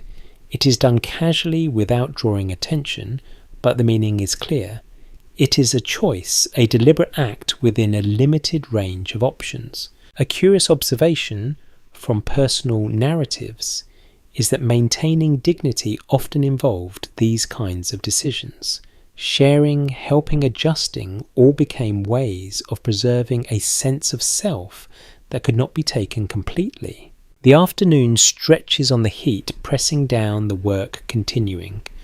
But now you see it differently, not just as a series of tasks, but as a space where small decisions are constantly being made. A tool is set down for a moment longer than necessary. A row is completed at a slightly altered pace. A glance confirms that no one has noticed. These are not dramatic acts. They do not change the structure of the day, but they exist quietly, persistently shaping the experience in ways that are easy to overlook from a distance. Researchers continue to examine how these everyday forms of resistance contributed to a broader sense of agency. Some argue that they were essential for psychological survival, offering moments of control in an environment designed to remove it. You feel that now, even in your own small adjustments. It is not about changing the outcome of the day. The work still needs to be done. The expectations remain. But within that, there is a slight shift, a sense that not every movement is entirely dictated. As the day ends and you walk back toward the cabins, the air begins to cool again. The light softens the long shadows returning across the ground. Inside the cabin, the atmosphere carries a quiet understanding. No one speaks openly about what has happened in the fields, but the awareness is shared. You sit your body settling into the familiar stillness. The sounds of evening return, the low voices, the soft movements, the steady rhythm of people preparing for rest. And within that you notice the same patterns. A small adjustment here, a quiet choice there. You begin to understand that resistance here is not always visible. It does not always announce itself. It lives in the details, in the spaces between actions, in the decisions that seem minor but carry meaning. As you lie down, your thoughts move through these observations. The idea that even in a system designed for control, there are still moments, however small, where individuals shape their own experience. Tomorrow will bring the same structure, the same demands. But now you know to look for these moments, to recognize them, to understand what they represent. And as sleep begins to take hold, that awareness stays with you quiet but steady, like a small current running beneath the surface of everything else. As the rhythm of days continues, your awareness begins to stretch beyond the immediate surroundings. The fields, the cabins, the paths you walk each day, they feel contained, almost enclosed within their own patterns. And yet there are moments when something from beyond that boundary slips in. It often begins with a whisper. You hear it one evening as people settle into the cabin, two voices low and careful, exchanging words that are not meant to travel far. You do not catch everything, only fragments. A place mentioned, a direction, a name that seems unfamiliar. You do not ask, you listen. An established historical understanding is that many enslaved people considered escape, even if only in thought. The idea of leaving, of reaching somewhere beyond the plantation, existed as both a hope and a risk that carried enormous consequences. The whispers continue over the next few days, never loud, never fully clear, but present enough that you begin to piece together their meaning. They are not just idle talk. They are possibilities carefully measured, rarely spoken in full. In the field, you notice how certain conversations stop when others approach. A glance is enough to signal caution. Words are chosen with care or not spoken at all. A lesser known detail from historical accounts is how information about escape routes or safe places was often shared in fragments passed from person to person in ways that protected both the speaker and the listener. This made the knowledge difficult to trace, but also difficult to fully understand, unless you were part of the exchange. You begin to feel the weight of that knowledge even without having all of it. The idea of leaving is not simple. It is not a clear path waiting to be followed. It is uncertain, dangerous, filled with unknowns. One evening you sit near the edge of the cabin as a small group gathers slightly apart from the others. Their voices are quiet, their posture intent. You catch a few more words this time. Distance, river, night. The details are incomplete, but the meaning is clear enough. You feel a shift inside you. Not a decision, not yet, but an awareness that the possibility exists, that beyond the fields and the cabins there is something else. Writers who have studied this period often note how the risk of escape was immense. Those who attempted it faced harsh punishment if caught, and even those who succeeded encountered uncertainty, unfamiliar territory, and the constant threat of being returned. You think about that as you lie down that night. The idea of walking away from everything you know here, stepping into something unknown with no guarantee of safety or success. And yet the thought does not leave you. A curious observation from historical narratives is that not all resistance took the form of escape. For many, the decision to stay, to endure, to maintain connections with others was itself a complex and meaningful choice. The idea of leaving carried not just personal risk, but the potential loss of relationships, of community, of everything that had been built within this place. You begin to understand that the question is not simple. It is not just about leaving or staying. It is about what each choice means, what it costs, what it risks. The next day, in the fields, you notice how people move as they always have. The rhythm continues steady, unbroken, but now you are aware of something beneath it, a second layer, quiet and hidden. The knowledge that some are thinking about more than just the next task, the next movement. They are thinking about distance, direction, possibility. Researchers continue to explore how the desire for freedom shaped daily life, whether it was expressed through action, through thought, or through quiet hope. Observing the people around you, it feels like all of these exist at once, overlapping, shifting, never fully visible. You work as you have before, your movements steady, your focus careful. But your thoughts drift at times, following the fragments you have heard. A river, a direction, a night. You imagine what it would be like. The feel of the ground under your feet, not as a path you are told to follow, but as one you choose.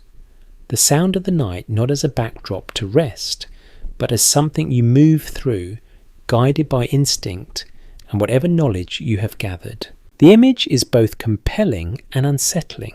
As the day ends and you return to the cabin, the whispers have quieted again. The group from before sits as usual, their expressions calm, their movements ordinary. Nothing outward suggests what has been discussed. You realise how carefully these ideas are held. Not hidden entirely, but protected, shared only in ways that reduce risk. You sit down, your body settling into the familiar space.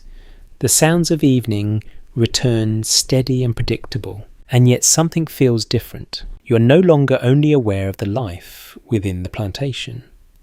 You are aware of the possibility beyond it, even if that possibility is distant, uncertain, and difficult to grasp. As you lie down, your thoughts move through both worlds, the one you know, structured and controlled, and the one you can only imagine open but unpredictable. You do not reach a conclusion, not tonight, but the awareness remains quiet and persistent, like a question that does not need to be answered immediately. Tomorrow the horn will sound again, the fields will call, the rhythm will continue.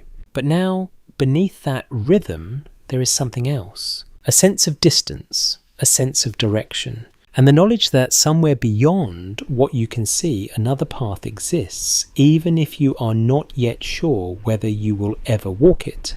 The rhythm of the plantation continues to shape your days, yet your attention begins to turn toward a presence that has always been there, even if it stayed just outside your direct focus. The enslaver. You have seen him before, of course, from a distance, crossing the yard near the large house or standing briefly at the edge of the fields. But now you begin to notice more, not just that he is there, but how he moves through this place, how others respond to him, how the atmosphere shifts when he is near. One morning, as you are guided toward the fields, you see him standing beside the main house. His posture is relaxed, his movements unhurried. He speaks with someone nearby, his tone calm, almost casual. From where you stand, it might appear like any ordinary conversation. Yet the effect of his presence reaches farther than his voice. A firmly grounded historical point is that enslavers held complete legal authority over the people they enslaved, controlling not only labour, but movement, family structure, and daily life. That authority shaped every interaction, whether direct or indirect. As you pass, you feel the shift. It is subtle, but unmistakable. Conversations quiet. Movements become more deliberate. Even those who are not directly engaged with him adjust their behaviour as if responding to an invisible signal. You keep your eyes forward, your pace steady. You are aware of him without looking directly. Later in the day, something unusual happens. You are called away from the field along with one or two others. The instruction is brief without explanation. You follow your steps, careful, your thoughts alert. You are led toward the main house. The path feels different here, less worn, more maintained. The ground is smoother, the surroundings more ordered. The air itself seems quieter, as if sound behaves differently in this space. Inside the shift is even more noticeable. The light filters through windows softer and more controlled. The floors are smooth beneath your feet. Every object seems placed with intention. You are given a task simple but precise. Carry something from one room to another, clean a surface, adjust an item, the instructions are clear and the expectation is exact. An intriguing observation from historical sources is that enslaved people working in close proximity to enslavers often had to navigate a complex set of expectations, balancing obedience with awareness, precision with caution. The margin for error could feel very small. You move carefully aware of every action. The way you hold an object, the way you step, the way you place it down. Nothing is casual here. At one point, the enslaver enters the room. The shift is immediate. You feel it before you fully register his presence. He speaks not to you directly, but to someone else. His voice is measured, controlled. There is no need for raised tones. Authority does not require volume here. You continue your task, your movement steady, your focus fixed. A thoughtful point raised in historical discussion is how enslavers often maintained a sense of normalcy in their own behaviour even within a system built on control and inequality. This contrast between their perspective and the reality experienced by those they enslaved remains a subject of ongoing reflection. You sense that contrast now. The calmness of his tone, the ease of his movement set against the careful precision of everything you do in his presence. When the task is complete, you are dismissed without ceremony. The transition is quick. One moment you are inside this controlled, ordered space. The next you are back outside the air warmer, the sounds more familiar. As you return to the field, you carry the experience with you. The difference between spaces, between roles, between expectations. A small but revealing detail noted in personal accounts is that interactions with enslavers could vary widely, sometimes appearing distant and formal, other times more direct or unpredictable. This inconsistency added another layer of uncertainty to daily life. You begin to understand that now. It is not just about what happens, but how it happens when it happens, and how quickly it can change. In the evening, back in the cabin, the atmosphere returns to its usual rhythm. The shared space, the quieter voices, the gradual easing of the day's tension. You sit reflecting on what you have observed. The presence of the enslaver not constant in a physical sense, but constant in its influence. The way it shapes behaviour, even when he is not nearby. Contemporary historians continue to explore how these relationships were experienced on a daily level, noting the complexity and imbalance that define them. Observing from within it feels like a constant adjustment, a careful navigation of expectations that are not always clearly stated. You lie down, your body settling into the familiar position. The sounds of the cabin soften the night, moving forward in its steady way. Tomorrow the fields will call again. The overseer will walk his path. The rhythm will continue. But now you carry another layer of understanding. The presence that stands above the system, shaping it, directing it even when unseen.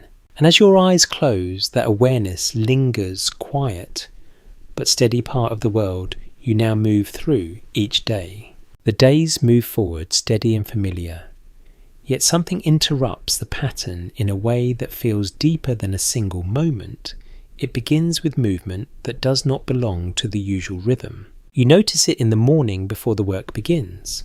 A wagon stands near the edge of the yard, its wooden frame worn but sturdy. The presence of it draws attention, even though no one speaks openly about it. People glance towards it briefly, then look away. The air carries a quiet tension different from the kind that comes with the overseer's watch or the demands of a labour. This feels more uncertain, less predictable. A firmly grounded historical reality is that enslaved people were frequently bought, sold, or moved between locations, sometimes with little warning. This constant possibility created instability that shaped every relationship and every sense of belonging. You feel that instability now, even before anything happens. A small group is called forward. The instructions are brief, the tone neutral as if this is a routine matter. But the effect is immediate. The space shifts the quiet, deepening the movements around you, slowing just slightly. You recognize one of the individuals, not closely, not through shared words, but through presence. You have seen them in the fields, in the cabin, moving through the same rhythms as you. They step forward, their posture steady, their expression controlled. Others nearby remain still, their faces composed in a way that feels practiced yet heavy. A lesser highlighted detail from personal narratives is how people develop ways to manage these moments, often containing their reactions in public spaces while expressing them later in quieter, more private settings. You watch as the group is guided toward the wagon. There is no dramatic announcement, no explanation given aloud. The meaning is understood without needing to be spoken. A small exchange happens near you. A brief touch, a hand placed lightly against an arm, then withdrawn. It lasts only a second, but it carries more weight than any words could. The individuals step onto the wagon. The wood creaks under their weight, the sound sharp in the otherwise quiet space. The driver adjusts the reins, his movements routine, almost indifferent. You feel the moment stretch. Time seems to slow, each second more noticeable than the last. Some historians emphasize how these forced movements disrupted not only individuals, but entire communities, reshaping connections and leaving gaps that were felt long after the event itself. Standing here, you sense that gap forming even before the wagon begins to move. The wheels turn slowly at first, then more steadily. The wagon moves away the distance, growing with each rotation. No one calls out. No one runs forward. The stillness holds. You keep your eyes on it until it becomes smaller, until the figures are less distinct, until it blends into the landscape beyond the plantation. Then it is gone. The space it leaves behind feels different. Not empty, but altered, as if something has been removed that cannot be replaced. Work begins again, the rhythm returning, but it does not feel exactly the same. The movements continue, the tasks are completed, but there is a quiet awareness beneath it all. A thoughtful observation from historical study is that people often carried the memory of those who were taken holding onto their names, their presence, even when they were no longer physically there. Memory became a way of maintaining connection across distance. You feel that now, even without knowing the person well. The absence is noticeable, woven into the pattern of the day. At midday, the brief pause comes as usual. People sit, eat, rest. But the conversations are softer, more contained. There is a shared understanding that does not need to be spoken aloud. A curious detail from accounts of the time is that news of movements sometimes travelled between plantations carried by those who had been relocated or by others who had contact beyond a single place.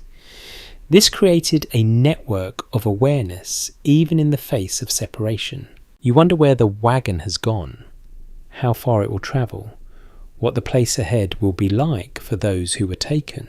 The questions remain unanswered. By evening, as you return to the cabin, the shift becomes more personal.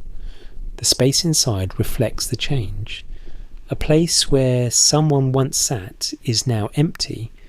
A familiar presence is missing, even if it was never defined by words. You sit in your usual spot, your body settling, your mind moving through what you have witnessed. Researchers continue to examine how repeated displacement affected emotional life, how people adapted to loss that could come without warning and without closure. Observing this, it feels like a quiet endurance, a way of holding on to what remains while accepting what cannot be controlled. As night deepens, the cabin returns to its softer rhythm.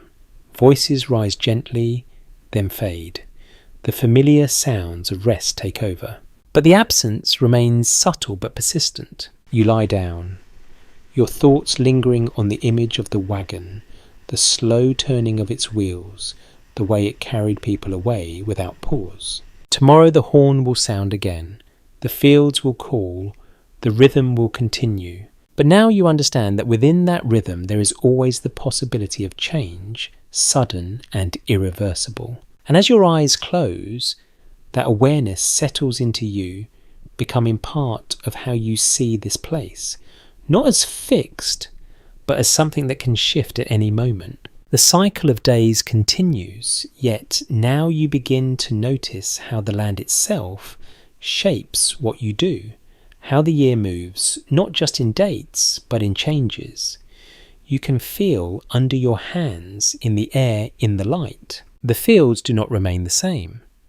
They shift slowly but steadily, marking time in ways that go beyond the rising and setting of the sun. In the early part of the season, the ground feels different beneath your feet, softer in places, freshly turned, carrying the damp scent of soil that has been opened and prepared. The work changes too. Instead of tending rows already in place, you are part of creating them. You bend, press, cover, repeat. The motions are new, but they quickly settle into a rhythm like everything else.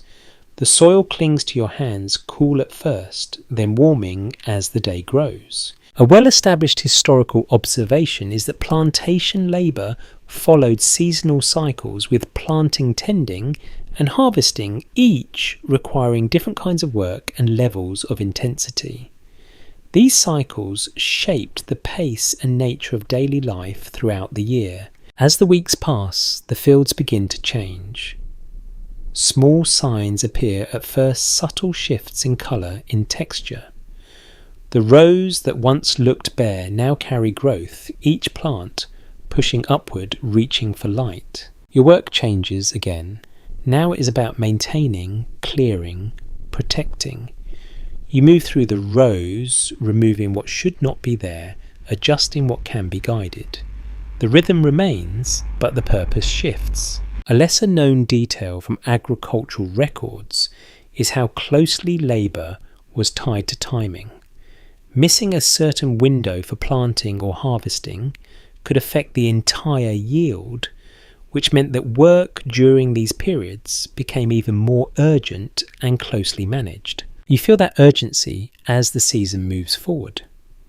The pace increases, the expectations sharpen. There is less room for pause, less tolerance for delay.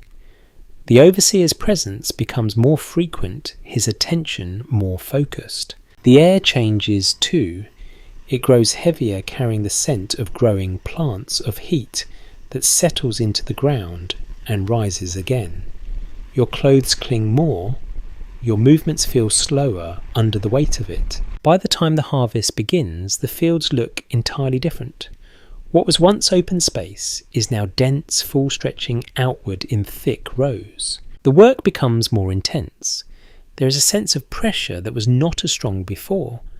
The need to gather, to move quickly, to bring in what has been grown. An interesting observation from historical writings is that harvest periods often demanded longer hours and greater physical effort, as the timing of the crop required everything to be completed within a limited span. You feel that demand in your body. The hours seem to stretch further, the breaks feel shorter, the energy required increases. Your hands move faster now, your body adjusting to the pace, even as it strains under it. The rhythm is no longer just steady, it is urgent. At midday, the pause feels even more necessary, yet it passes just as quickly as before. The food tastes the same, but you notice it less, your focus already shifting back to the work that waits. A curious detail from personal accounts is that some people mark the passing of seasons not by calendars, but by these changes in work, in landscape, in the feeling of the air. Time was experienced through the body as much as through observation. You begin to understand that now. The way your muscles respond differently, the way your breathing changes, the way your thoughts adjust to the demands of each phase. As the harvest continues, the fields gradually empty again. The dense growth is reduced, gathered, carried away. The space opens up, returning to something closer to what you first saw, but not exactly the same. There is a sense of completion, though it does not bring rest in the way you might expect. Instead, it leads into preparation for what comes next. Scholars often examine how these seasonal cycles reinforce the structure of plantation life, creating a repeating pattern that shaped not just labour, but the experience of time itself. Living within it, you feel how each phase blends into the next, how there is always something ahead, another stage, another demand. As evening comes, the air begins to cool slightly, carrying a different scent now, less of growth, more of earth settling back into itself. You return to the cabin, your body carrying the weight of the day, the season, the accumulation of effort over time. Inside the space feels the same, yet you feel different within it. The repetition of days has begun to layer, creating a deeper sense of rhythm that goes beyond individual moments. You sit then lie down, letting your body settle once more. Tomorrow will bring another day, but it will also bring a continuation of this cycle. The land will shift again. The work will change and you will move with it, whether you choose to or not. As your eyes close, you hold on to the awareness of how time moves here, not just in hours, but in seasons, in patterns that repeat and reshape everything around you.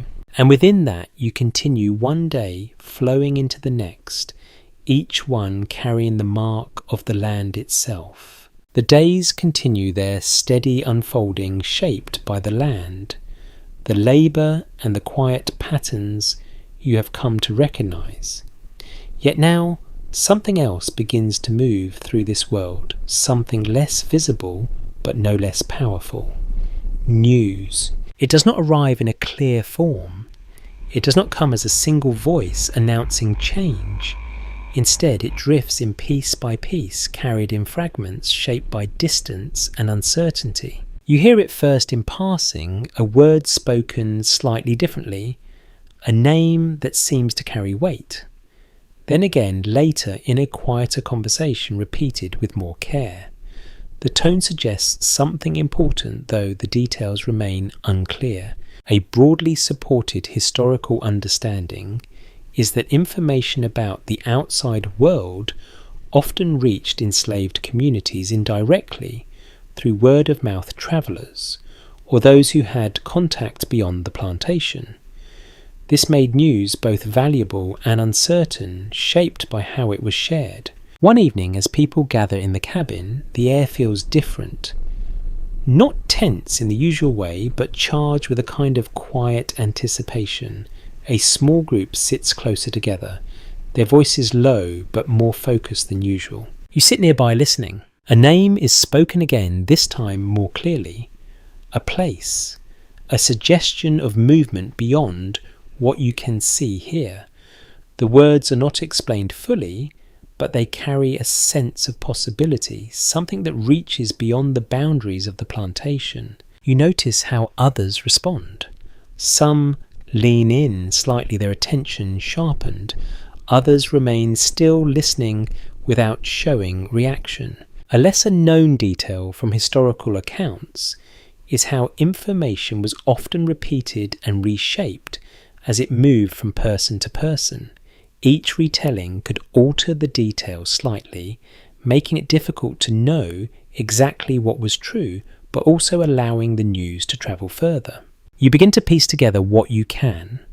There is talk of change, of something happening beyond this place that might affect what happens here.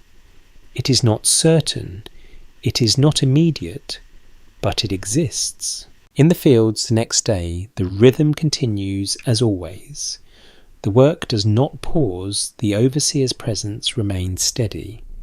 Yet beneath that, you sense a shift. People glance at one another more often. A brief exchange of words carries more weight than usual.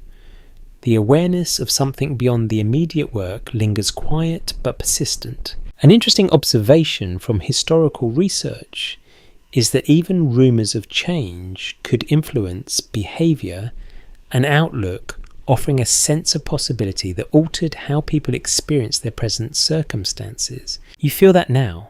The work remains the same, the demands unchanged, but your thoughts move differently. They stretch beyond the rows, beyond the boundaries of the plantation. You wonder what is happening out there, what the names and places you have heard truly mean, whether they signal something real, something that could reach you here. A small but meaningful detail appears during the midday pause. Someone shares a piece of information more directly, this time though still quietly, a confirmation of sorts, or at least something that feels closer to certainty than what you have heard before. The reaction is subtle but noticeable, a slight lift in posture, a longer pause before returning to work, a glance that carries something like cautious hope. Historians continue to examine how enslaved people interpreted and responded to news of political and social change, noting that understanding was often shaped by limited information and personal experience. Sitting here, you feel how that uncertainty mixes with expectation, creating a space where hope and caution exist side by side. As the day ends and you return to the cabin, the conversations continue. Still quiet, still careful, but more frequent now. The fragments of information begin to form a loose shape, though it remains incomplete. You sit among them, listening, absorbing what you can.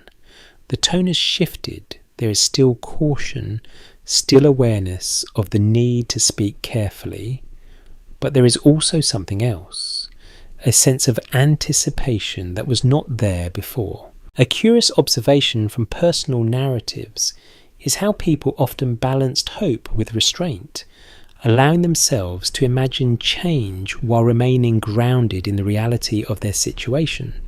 This balance helped manage expectations in a world where certainty was rare. You feel that balance now. The possibility of change pulls at your thoughts, but the familiarity of daily life holds you steady. You lie down, your body settling into the familiar rhythm of rest. The sounds of the cabin soften the voices fading into quiet. And yet, your mind does not fully settle. It moves through the fragments you have heard, trying to connect them to understand what they might mean. Tomorrow the horn will sound again. The fields will call. The rhythm will continue as it always has. But now there is something else moving alongside it. A sense that the world beyond this place is shifting, that events far away might one day reach even here. As your eyes close, that awareness stays with you, not loud, not certain, but steady. And for the first time, the future feels slightly less fixed, even if you cannot yet see what shape it will take. The days continue, yet the quiet current you sensed before now grows stronger, more difficult to ignore. The fragments of news, the whispered names, the cautious exchanges, they begin to gather into something larger, not fully clear, not entirely understood, but present in a way that shifts how everything feels. The work remains. The fields still stretch before you. Each morning the overseer still walks his steady path. The rhythm of labour continues without pause. And yet beneath that surface something is changing. You notice it in the way people listen more closely now, in the way conversations linger just a moment longer, in the way certain words are spoken with more certainty than before. A widely recognised historical turning point is that the Civil War and subsequent emancipation profoundly altered the system of slavery in the United States. Though the process was uneven, complex, and filled with uncertainty for those living through it. You begin to hear more of it now. Not just fragments, but fuller pieces. Talk of conflict of armies, of decisions made far away that might carry consequences here.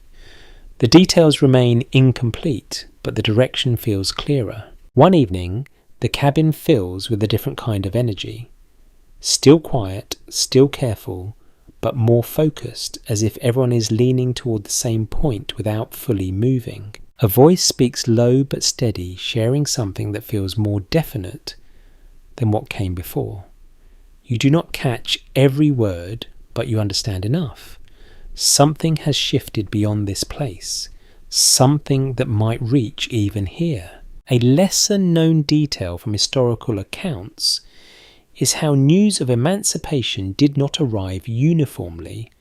In some places, it came quickly.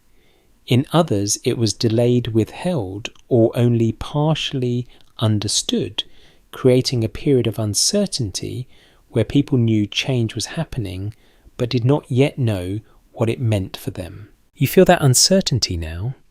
It does not erase the structure around you. The next morning, the horn still sounds. The fields still demand your labour. The overseer still watches. And yet everything feels slightly different. In the fields, you notice how people carry themselves. There is still caution, still awareness, but also something else. A quiet alertness, as if they are listening for something beyond the usual signals. An insightful point raised in historical analysis is that moments of transition often brought both hope and confusion as individuals tried to understand how large-scale changes would affect their immediate lives. Standing here, you feel both at once. The day unfolds as it always has. The work continues, the sun rises and falls, the rhythm holds. But your thoughts move differently now, stretching beyond the boundaries that once felt fixed. You imagine what change might look like, not in clear images, but in possibilities. Movement without permission, decisions made by your own choice. The absence of constant watchfulness. The ideas feel distant, almost unreal, yet they are closer than they have ever been. As evening comes and you return to the cabin, the conversations carry more weight. People speak in slightly fuller sentences now, though still carefully. The fragments are becoming something closer to understanding. A curious observation from personal narratives is that even when freedom was declared, the transition was not immediate or simple. Questions remained about where to go, how to live, what would come next. Freedom was not just a moment, but a process filled with uncertainty. You sense that now. The possibility of change brings not only hope, but also questions that have no easy answers. What will tomorrow look like? If everything shifts, where will you go? Who will you become outside of this structure that has defined every day? You sit quietly, letting these thoughts move through you. There is no need to answer them yet. The moment is still forming. Researchers continue to explore how individuals experienced emancipation on a personal level, noting that reactions ranged widely, shaped by circumstance, location, and the information available at the time. Sitting here, you understand how deeply personal this moment is, even as it is shared by many. The night settles in softer than usual. The voices fade more slowly, as if no one wants to fully let go of the awareness that has taken hold. You lie down your body, familiar with the routine, but your mind moving beyond it. And then as the quiet deepens, the tone shifts, the pacing slows, the thoughts stretch out, becoming gentler, less urgent. You begin to imagine the road ahead, not in sharp detail, but in soft impressions, a path that is not fully visible yet, but no longer entirely closed. The weight of the past days, the labour, the watchfulness, the uncertainty, it all begins to soften at the edges, not disappearing, but becoming part of a larger story that is still unfolding. You breathe more slowly now, the rhythm steady, calm. The sounds of the night wrap around you, familiar and gentle. And you allow yourself just for this moment to rest within that uncertainty, to feel the possibility without needing to define it. The future will come in its own time with its own shape. For now you're here in this quiet space between what has been and what might be. The night holds you gently, the sound soft, the air calm. And as sleep begins to take you, the world feels just a little wider than it did before. A little less fixed, a little more open. Sweet dreams.